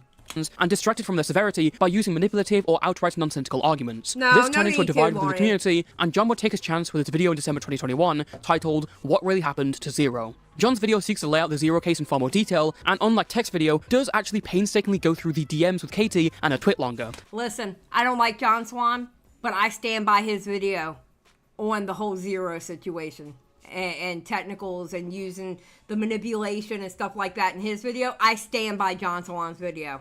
To this day, I still stand by it. It broke down everything that everybody was saying wide into one video. It was a good video. Stating that Zero is absolutely a groomer. John then goes over Tech's video and refutes several aspects of it. He accuses Tech of emotional manipulation by talking about Katie's allegations and then cutting to an interview with Zero where he details his suicide story. He also accuses him of warping definitions of pedophilia to fit his argument, and not making it clear that he condones the conversations with his various points about Zero's life. John also highlights that Technicals dismissed legitimate questions about Zero's possible threat via a joke, and accuses Tech of putting in the narrow section specifically to make Zero's case more palatable. To finish off, John also talks about Zero's leaked DMs and Technicals, and how it seems like he has no guilt for what he did, before going over a case that Technicals was previously involved with that concerned his brother and a group chat of minors. Technicals did eventually respond to the video's points, but we're only talking about John Swan for this video, and this work had done wonders for John's reputation with headlines across live streams with the words total vindication. It immediately got him back into many people's good graces, and that level of respect was retained when others settled their issues with Tech privately a month or so later. Okay. Listen, I get why Keemstar did what he did. Alright, I get it. But this was the corniest shit I have ever seen in my life. He literally got them all in a call. And to this day, I still don't understand why Tipster was there. But he got them in a call, all right, and literally had them sign a ceasefire. And then every single one of them tweeted the ceasefire. They all tweeted it out. It was the corniest shit you have ever seen in your life. But Keemstar saw that this was getting bad. It was literally all out war. It was getting bad, but I'm going to tell you what, for the viewer, it was fun for the viewer to watch. It was really fun for the viewer to watch. It was hilarious though. Anytime you wanted them to leave you, you just had to say, so what about Technicals? Yep, because they couldn't talk about Technicals anymore. I don't know if the ceasefire is still going. I don't think it is. I don't believe it is. I don't know.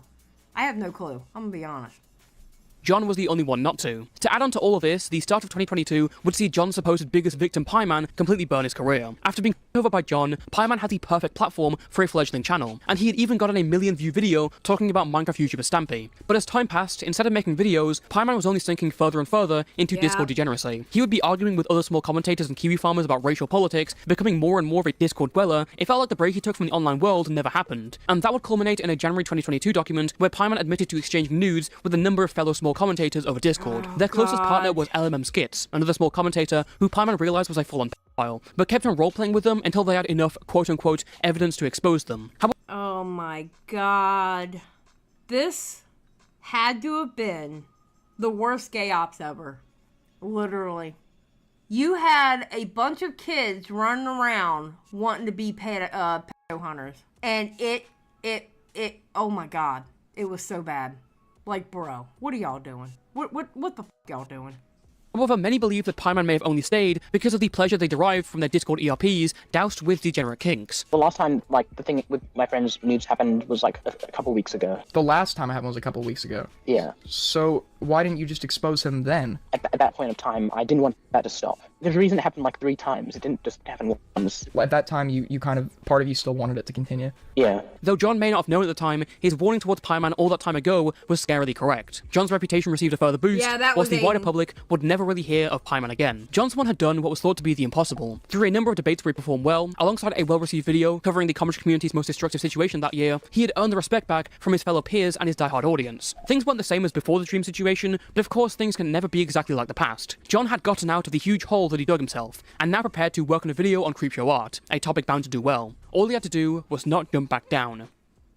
One thing that I didn't really go over in that last segment is how John's friend group of YouTubers had changed, and I don't mean the people that you would usually expect like AugierFC or Nick Diorio. When John came out of the Dream drama and as he was building up his own reputation, his friend circle now consisted of more young and aspiring editors. Incredibly talented editors, mind you, but also people inexperienced with life and an online platform. Obviously, it wasn't all 15-year-olds, there were YouTubers in there you may recognize like Aiden Projects or Dr. Skipper, but most of them were young creators. For the story going forward, we only really need to know 3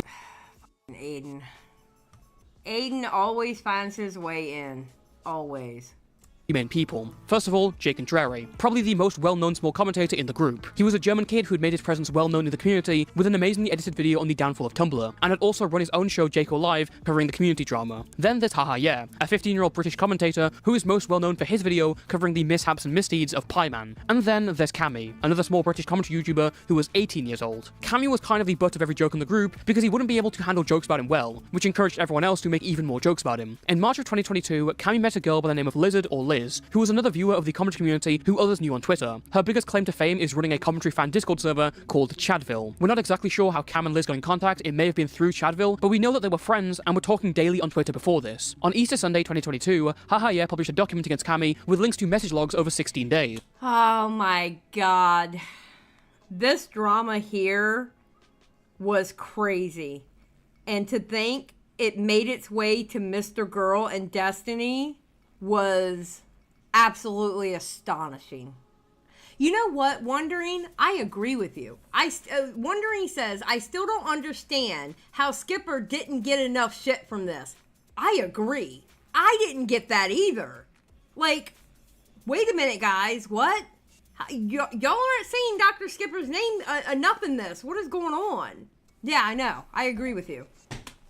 Liz was 15 turning 16, whilst Cam was 18 turning 19. Their conversation starts on March 28th, where they connect with things like sharing the same birthday month, which then turns into flirting and sexting for the next 5 hours straight. This is pretty much replicated for the next few days, with the defining feature being Cammy's insanely detailed descriptions of their conversations and what he would do to her. Cammy also offered to send her a dick pic at one point, which made her uncomfortable, leading to him apologizing and then working stuff out. It's also worth noting the maturity difference, not just in age, but also in sexual experience. Cam has already lost his virginity, whilst Liz hasn't, and he's here talking about what he would do to her in incredible detail whilst she's in class and at school. Additionally, Cam himself comments on the age gap being weird and compares it to Vexay Stuff, a small commentary predator exposed in 2021. And their interactions eventually ended in late April because Liz saw Cam as just a friend, as she also had a boyfriend at the time. Meanwhile, Cam saw it as much more than just friends. Whilst the document definitely does make Cammy out to be a complete freak, the writing of it and priorities felt really off. Emphasis on strange aspects and specifics, a finalizing fixation on Cam's YouTube career of 2,000 subscribers, and a treatment of him that some considered too harsh. Throughout the DMs, Cam would stop in the middle of the conversation and ask if she was comfortable continuing, and when there was an issue, the two would sort it out. They never had very deep conversations about their lives as far as we know, and it's a 3-year age gap. For the record, I believe Cam's conversations are wrong, but the point stands that he isn't a pedophile, and a Google document published with the intent of life ruination is not the way to deal with this. Yeah. It didn't help that in the original tweet, Haha Yeah stated that Cam was 18 turning 19, while simply mentioning that Liz was 15. A fair statement would say that she was 15 turning 16, which we know as in the messages, she talks about how her birthday is 5 days before Cam's. Initially, the reaction from those who saw the Cammy document.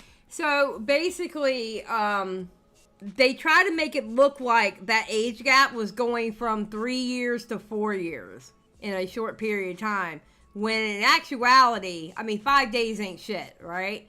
So in actuality, it was a 3-year age gap. You know what I'm saying? Like, it's like going to the store and something costs $10, or they put it in there for $9.99. $9.99 sounds like more of a deal than saying something that's flat out $10. It's wordplay. That's all it is. And that's what they did with this. They did a lot of wordplay with it to make it sound worse than it was. was mostly discussed and jokes, with John Swan being one of the people promoting it, alongside memes comparing Cammy to Jeffrey Epstein. Obviously this and Hahaye's association to John definitely drew some suspicion to him, but that was overshadowed by Cammy coming out and admitting his faults. So, case closed, right? Well, this document would have far bigger reaches than anyone writing had envisioned, as it soon came across the feed of the streamer Destiny. He says he doesn't want Lizard to feel uncomfortable around him while not stopping to consider that he's the adult in the situation. Bro, he's 18. Are you serious? Hahaye would call in, and immediately started out by saying that he was not the only writer. Oh, this wasn't good at all. This was so bad. This was so bad. Of the document. What's up? Can you hear me? Yeah, can you hear me? Yeah, loud and clear. Alright, nice. So, I should probably say, I didn't write the document fully. It was someone else who didn't want to be, like, involved. I wrote, like, parts of it, but it wasn't on there. And so, like, I'm not trying to say he's, like, a predator. Well, you I are. Wait, come on. Let's own it, right? You're trying to say he's a predator. Weird, like, predatory behavior, right? Don't you literally have, like, a tweet that's kind of like calling him a pedophile? Oh, which one? The Titan turning into a Titan, the one guy turning into Epstein. That was possibly an inappropriate joke. Okay, so hold on, I'm sorry. I'm laughing because it's all funny to me, but you're kind of like trying to destroy somebody's life over some like pretty dumb shit. The age gap could be like 2 people in high school, right? 15 and 18 could be like a sophomore and a senior. I think it's different when it's like, because Cam's in college and like in a different country, so I feel like it's a little bit different. Is it really that different? They're like 3 years apart. I don't think so. Here's another question: has anything abusive actually happened here? Like, is there any evidence of him grooming or ignoring her saying no or anything like that? Well, okay, no. Okay, and then my second question is, if I were to start going through these DMs, is she like flirting back with him? Yeah, but like, so basically she just said that she started like liking him in these conversations, right? I also think another factor in this is like the vulgarity of the messages. I know that doesn't. And of course, here comes Aiden. Here comes Aiden.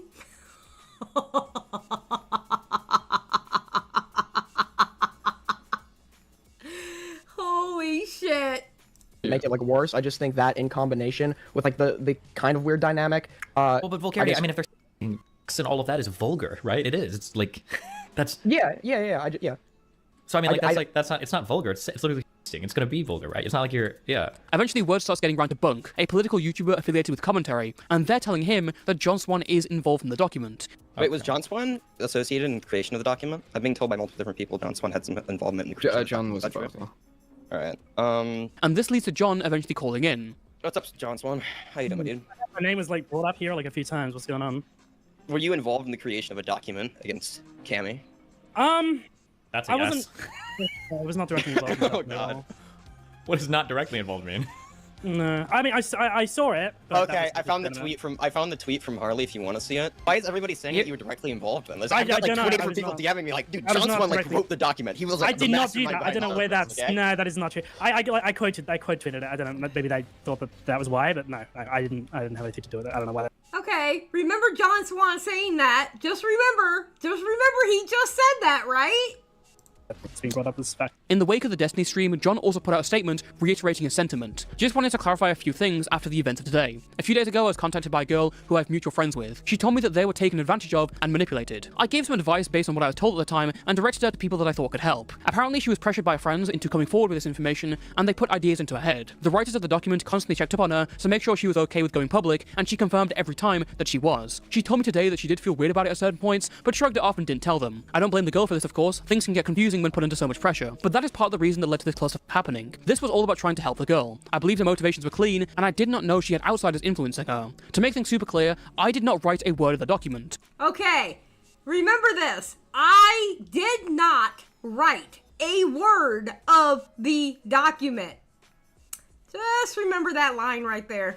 I looked at small portions and made edits when asked. And whilst I didn't have a problem with the doc's release at the time, Destiny's stream definitely opened me up to a new perspective. And upon receiving the information from the girl that I got today, I think I'm comfortable saying that the document should never have been released. Whilst I didn't write the document, I still feel partially responsible for its release. I sincerely apologise for the involvement I had in this. In the future, I don't want people to use my DMs as a dumping ground for their allegations. However, John's statement was viewed with far more caution and suspicion by the bigger commentators. Many had learned their lesson and were hesitant to throw their hat in the ring. They were right to do so. When Liz talked to her friends about her relationship with Cam, they reacted as if it was grooming.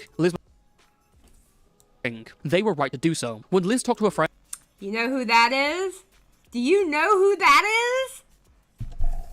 That's our boy, Willie Mack. About a relationship with Cam, they reacted as if it was grooming. Liz would then go to John Swan's friend A-Star, who then redirected her to John Swan. In their DMs, John would give her his verdict, the option to release a Google document either anonymously or in conjunction with someone else. This is terrible advice to give to anyone who's in this position, especially someone who doesn't even fully believe that they're a victim. Google documents are not the way to really go about any of this stuff, and should be more of a last resort, not the first idea. Additionally, it seems like John wanted to use the situation against Cammy to destroy his career, rather than handling any of the delicate details of the situation. And that notion is supported when you see that John only looks at around 40% of the actual messages sent, and decided that was enough for a document. I read the document in the call with a few different people, and there was a few DMs in there that sort of like broke the narrative apart that you guys are like trying to like paint. So she was comfortable with this like a few days ago, and then she goes and makes a document about it. Okay, I think that's.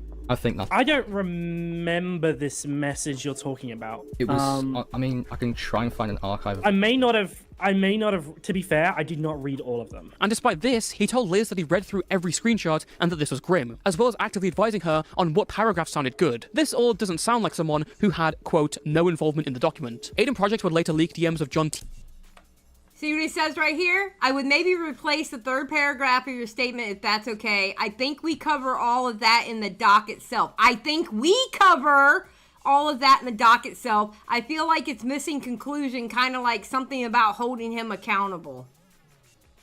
All doesn't sound like someone who had, quote, no involvement in the document. Aiden Project would later leak DMs of John teasing this big document, reveling in its severity, and then restricting Aiden from inquiring further. Everyone's asleep. I have the biggest bombshell ever in the history of bombshells, and no one is here to witness it. At here, when someone wakes up, ping me please. Why? What? You told everyone else. I'm telling the people directly involved. You are not directly involved. ... I changed my mind. Hence the private group chat. Cam I is a groomer, but keep that private obviously. Lamau. ... Oh, I forgot. Oh man, I haven't seen Dumpy in a while. ... I'm so tired. What the f? In a later call with Cammy, John would seem to blame the situation on Liz. I feel really terribly about it, but at the same time, I don't know. Like, short of just telling her to off, I'm not sure what I would have done differently. I don't know why she just, like... You feel lied to. Very much so. I don't want to victim blame, though. I don't want to be like... It's really difficult, man. I don't want to come out and say it's all her fault, because we do have some level of accountability on our shoulders, but me, man, she really had it, like, she had us on a wild goose chase with it, like, from the very beginning. This is despite the fact that, again, he was talking to Liz and was the one to convince her she'd been groomed. Hey Liz, I've read through pretty much every screenshot. Really grim stuff, holy sh**. Really? I thought so, lol. What is your goal with this then? I heard you want to go public? I want to, I just don't want to lose Cam. It's like, I don't know why I'm so attached. I have major attachment issues and terrible mental health. The attachment with Cam was him taking advantage of you. I read the screenshots, he initiated everything first. Like, I care very much because I basically started off this thing and I was lied to, essentially. 4 days later, John would issue his final and defiant statement to everyone's questions. I stand by the statements I've made because I know what I've told is the truth. Dishonest people who have vendettas against me have twisted our narrative on purpose. If you believe them without second thought, then that's on you. I've seen so many tweets of people saying the most outrageous shit that clearly isn't true, and people believe it out of blind hatred. These individuals are all insane and lack basic critical thinking skills. No matter how perfect my response is, no matter how much evidence I show, no matter how many times I try and explain myself, I will never be able to make everybody happy, so I'm just going to stop trying. Kind of tired of insane people dictating my life, to be honest. If you believe people who are clearly making up shit to get back at me, then again, that is on you, and I don't want you following me anyway. More videos soon. This statement and his reputation was dealt a death blow only minutes. Bro. And then Aiden comes in. Then Aiden comes in with the death blow. Minutes later, when Aiden Project leaked the entire edit history of the Cammy document. This showed that John had far more involvement than he was letting on, in some cases rewriting statements to make them sound worse. So, in the edited document, John Swan is in the yellow. This is everything John Swan rewrote. But he didn't write a word of that document. Yep, John Swan lied yet again.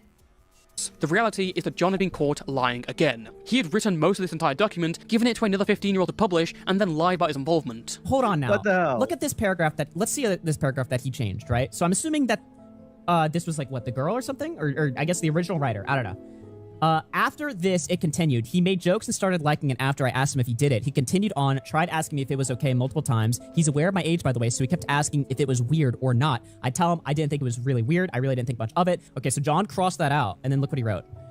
Cam used me for his own sexual pleasure when I was in a vulnerable state. He knew what he was doing was wrong, comparing his actions to those of people who have been canceled from the community. He said how I made him happy, he called me cute, said I was his darling, and he made me feel appreciated and loved, but all he ever wanted was sexual pleasure, and he used me to get what he wanted. I'm ashamed that I ever took part in this. Okay. Big difference, right? That's a big difference between the two. That's a real big difference between the two.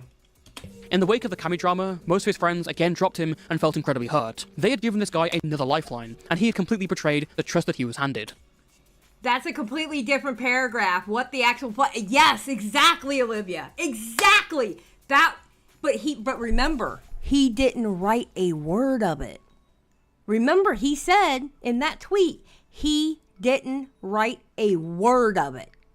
And he rewrote a whole ass paragraph, including the other stuff that he rewrote too. Google Docs being the GOAT as always, with being able to tell who edited it and when. Yeah, there you go. Amazing, isn't it?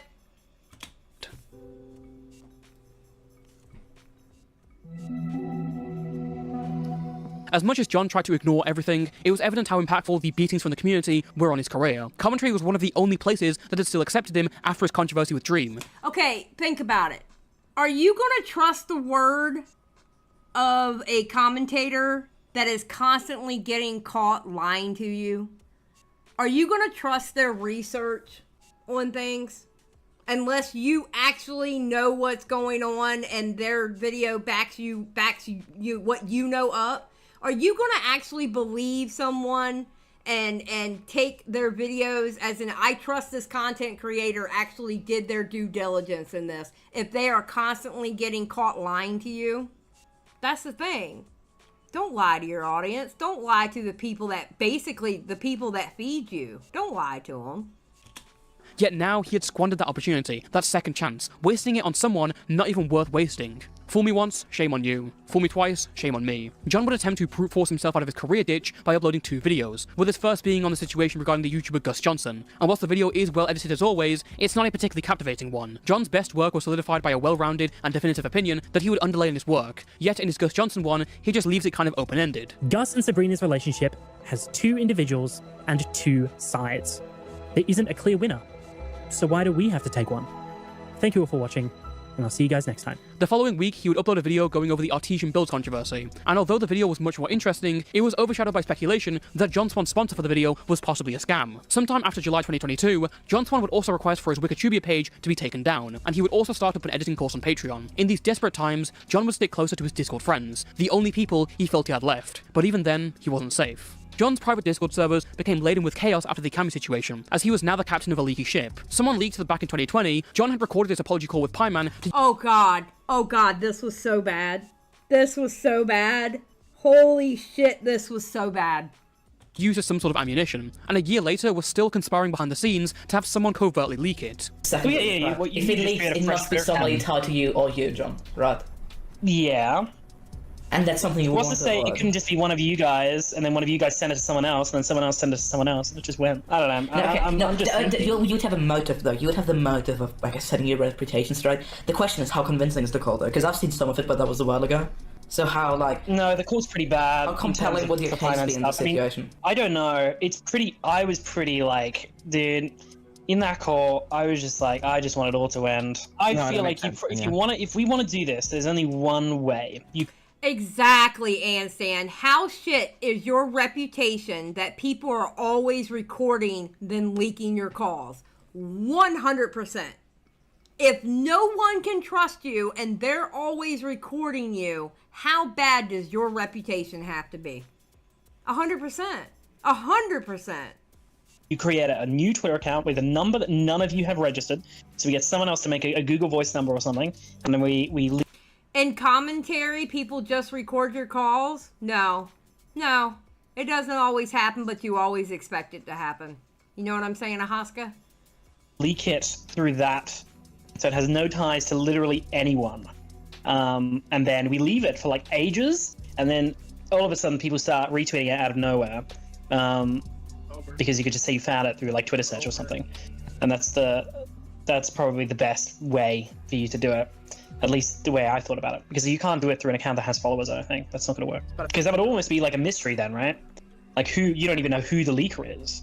Okay. I could just say like I sent it in a group chat with a bunch of people in there, and one of them probably took it and sent it to other people, and it went down the chain. That's probably what I would say. I don't have to go into depth about who those people were in that group chat. Also relating to this Discord server, In other words, it wasn't an apology. I'm usually not the one to be in support of leaking calls, but like if you're lying that hard, then maybe yeah, it should be leaked. Yeah. Like, look, when Nick recorded John Swan, I don't blame Nick for recording that call. I don't blame Nick for dropping it either. Do you know that Nick didn't even drop it on his own channel because he didn't want to make the money of it for burning his friend? He gave it to somebody else to drop it. But yeah, he needed to drop that call. That was a reason to drop a call. You know? No, I totally agree with you, darling. One of the members was Hightree, a gaming YouTuber who was friends with Dr. Skipper. Hightree states he had made a joke about eating one of the Discord members' skulls, and apparently to everyone else, this joke was incredibly concerning, leading to him getting banned from the server. Others, by the way, say that this is not the reason, and Hightree was just banned for being super annoying, but either way, Hightree was banned from the old Discord server, and the others told him it had been scrubbed because of the Pieman leaks, which was a lie. Apparently they also made an entirely new server just to appease him, and seemed like they were still on his side. Eventually, in late January of 2022, Jay Contrary told Hightree that he was banned for his joke, and John got really mad at that, resulting in this call where he threatens to blacklist Jaco from the community. Jaco, you're a little scumbag, and I hope, Jaco, I hope all this catches up to you one day, because it is going to. I promise you it will. And Jaco, if you want to learn about blackballing is, I will make sure you know, okay? I will make sure you know. Remember you had that little disagreement about Aiden supposedly blackballing you? Jaco, I will show you what real blackballing looks like, because I will make sure no one ever works with you in any serious capacity ever again. I hope you know that. You're untrustworthy, you're a snake, and I hope you never get success in any legitimate way. It is so ironic to hear him say that at that time, you know? Jen says it was the only way for Nick to make it out after covering for him. He was completely in the right after being lied to for weeks and months. No, I agree with you, Jen. I 100% agree with you on that. Yeah, I find it ironic that he said that to someone after everything he went through because of what he did. Have a good day, guys. Jaco also leaked a call he was in where LT Cobra and John Swan watched gay. What the fuck is... John, look at my screen. Oh, nice. You're on... let's not go to it. No, but how did he get here? He's got to be huge. He's got to be huge. He's got... No, yeah, he is. No. Right? Why? Oh, God, yeah. Oh. Toastify, why did you have to put this... why? Why? Whoa, it looks big. It looks massive. Why are you doing this? It's like 2 hands. Oh, it is a 2-hander. Oh, that's 8-9 inches of that. Oh, it's massive. That's not even fully erect. All of this led John to eventually lean towards befriending people like Salvo Pancakes. Salvo had risen to becoming the commentary hotshot of 2022, with his unhinged humor, streams, and a boost of controversy thanks to an altercation with alleged comedian. Ma'am, I don't even do this with my gay friends, LMA. Reese.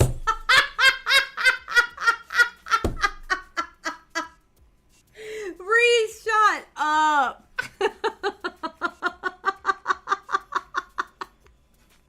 See, this is why I can't participate in Operation Burnt Toast. I've seen his videos. No, and Stan, you are in this chat. You are part of Operation Burnt Toast, okay? Oh my God. John to eventually lean towards befriending people like Salvo Pancakes. Salvo had risen to becoming the commentary hotshot of 2022, with his unhinged humor, streams, and a boost of controversy thanks to an altercation with alleged comedian Def Noodles on his show. John would begin covering Def Noodles' career, with the first part again strangely similar in its script to the videos made by Nicholas Diorio, followed by a second part covering Def's most recent controversies, and for his efforts he was rewarded with a humiliating appearance on Salvo's show in November 2022. For the last 2 years, John had been seemingly entranced by the actions of smaller YouTubers who he often stomped down on. He had now ended up on a stream with one of those smaller YouTubers, except now the boot was on the other foot. Yeah, karma. All I'll say about this is, yes, karma went back on John Swan for this. Really did. Karma got him back. Did you end up sharing? Because it took a minute for me to get in. Did you share when you last had intercourse? I have not shared that. And you know what? I understand the way that Salvo presented it. it was nice, but maybe he just didn't share his own personal. I'll be honest. Look, it's been a year for me, a year and maybe 1 month. So maybe that makes you feel more comfortable. I think I'm doing a little bit better than you, Edwin. So I'm gonna say. You've been better than me. See, okay, now we're getting somewhere. See, this is good. This is good. And since Edwin was very nice to share that information, I will share the last time I had sexual intercourse. If you promise me, John, that you will also share the last time you had sex and a couple minor details of it. Okay, this is going too far, Salvo. Going too far. Okay. I had sexual intercourse last night. Oh my God, that's so uncomfortable. Oh my God, John Swan, what are you doing? Oh, Lord have mercy. Oh, good for you, my friend. Good for you, my friend. You know, I get my fair share. I get my fair share, son. What does that mean? Like, get my fair share? Is this an Australian term? Well, yeah, maybe. I don't know. Is it? How many times a month are you slaying? Jesus Christ. I really want to know something. Yes, you really John. Want to know. So uncomfortable. Oh my God, this is so uncomfortable to hear this. You want to know? Yeah, trust me. You need to tell it now, or it's instantly gonna make me sour. Oh my gosh. Oh, I don't want to do that. Don't want to do that. Would you rather talk about Dream? Come on, this is better. John Swan, trust us. Yes. On average, Salvo, probably about once every 2 months is what we're talking. Okay. Once every 2 months. So that's like you're having sex 6 times a year. 6 times a year. You're only having sex. Now 6 that you times put a it year. like that, it doesn't sound particularly good.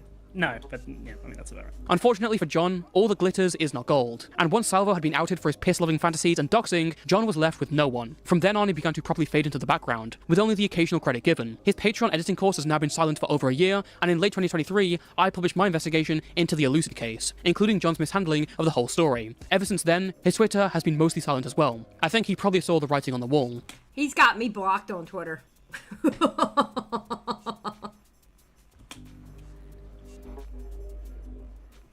So, why do we talk about John Swan to this day? Why are there so many videos about him out there? Well, some see him as a tragic hero, an underappreciated yet incredibly talented editor who blew up and changed the very approach that— That's the sad thing about John Swan. I think that is one of the saddest things about John Swan. He is really, really super talented with editing. He really is. He's talented. He's very talented with editing, and it's a damn shame that he had to just go out the way that he did, you know? Yeah, he did a hospital. He did change the way editing happened in this space. I do agree. It's a damn shame that he had to go out the way he did. Yeah, from what I'm hearing, that's what he's doing now. He's editing, which is good. That's what he's good at, you know? Good for him. I mean, it doesn't mean that he can't still make money. He didn't do anything that was worth him being deplatformed. He's just a liar. that everyone had to online drama, the pinnacle of the commentary community, who only fell due to lying and sinking his hand too far into the depths. But I disagree. John's reputation and his legacy in the community is an exaggerated illusion. He was certainly a pioneer of his time, especially in visuals and storytelling, but even in his channel's golden age, he was coasting off the work of others. And with such a blow-up and going after revered figures like Chris Hansen, John gained this obsession with feeding his ego that he would try to fulfill in any way, lying to his friends, lying to his audience, lying to the world, just to enact his will, whether that be drama with huge YouTubers or allegations against small channels. I like to think of him— I do agree with that whole entire statement. I think it was a power trip. I think he got on a power trip. You can't do that. You absolutely cannot do that. You have to realize that tweet when he was saying that I can't be canceled or something, when he said, you know, uncancelable, whatever he said, like I can't be canceled. You're just asking for people to go, oh, really? That's an ego trip. Making a tweet like that is an ego trip.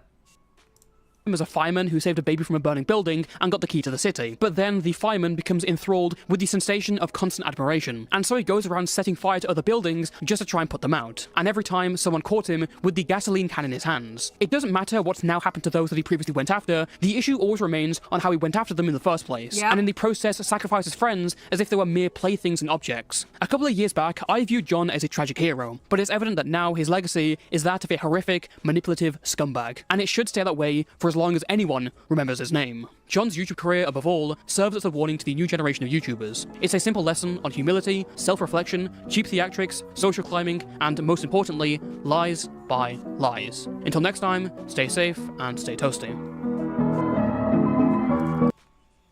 Oh, that's a... Oh, wow.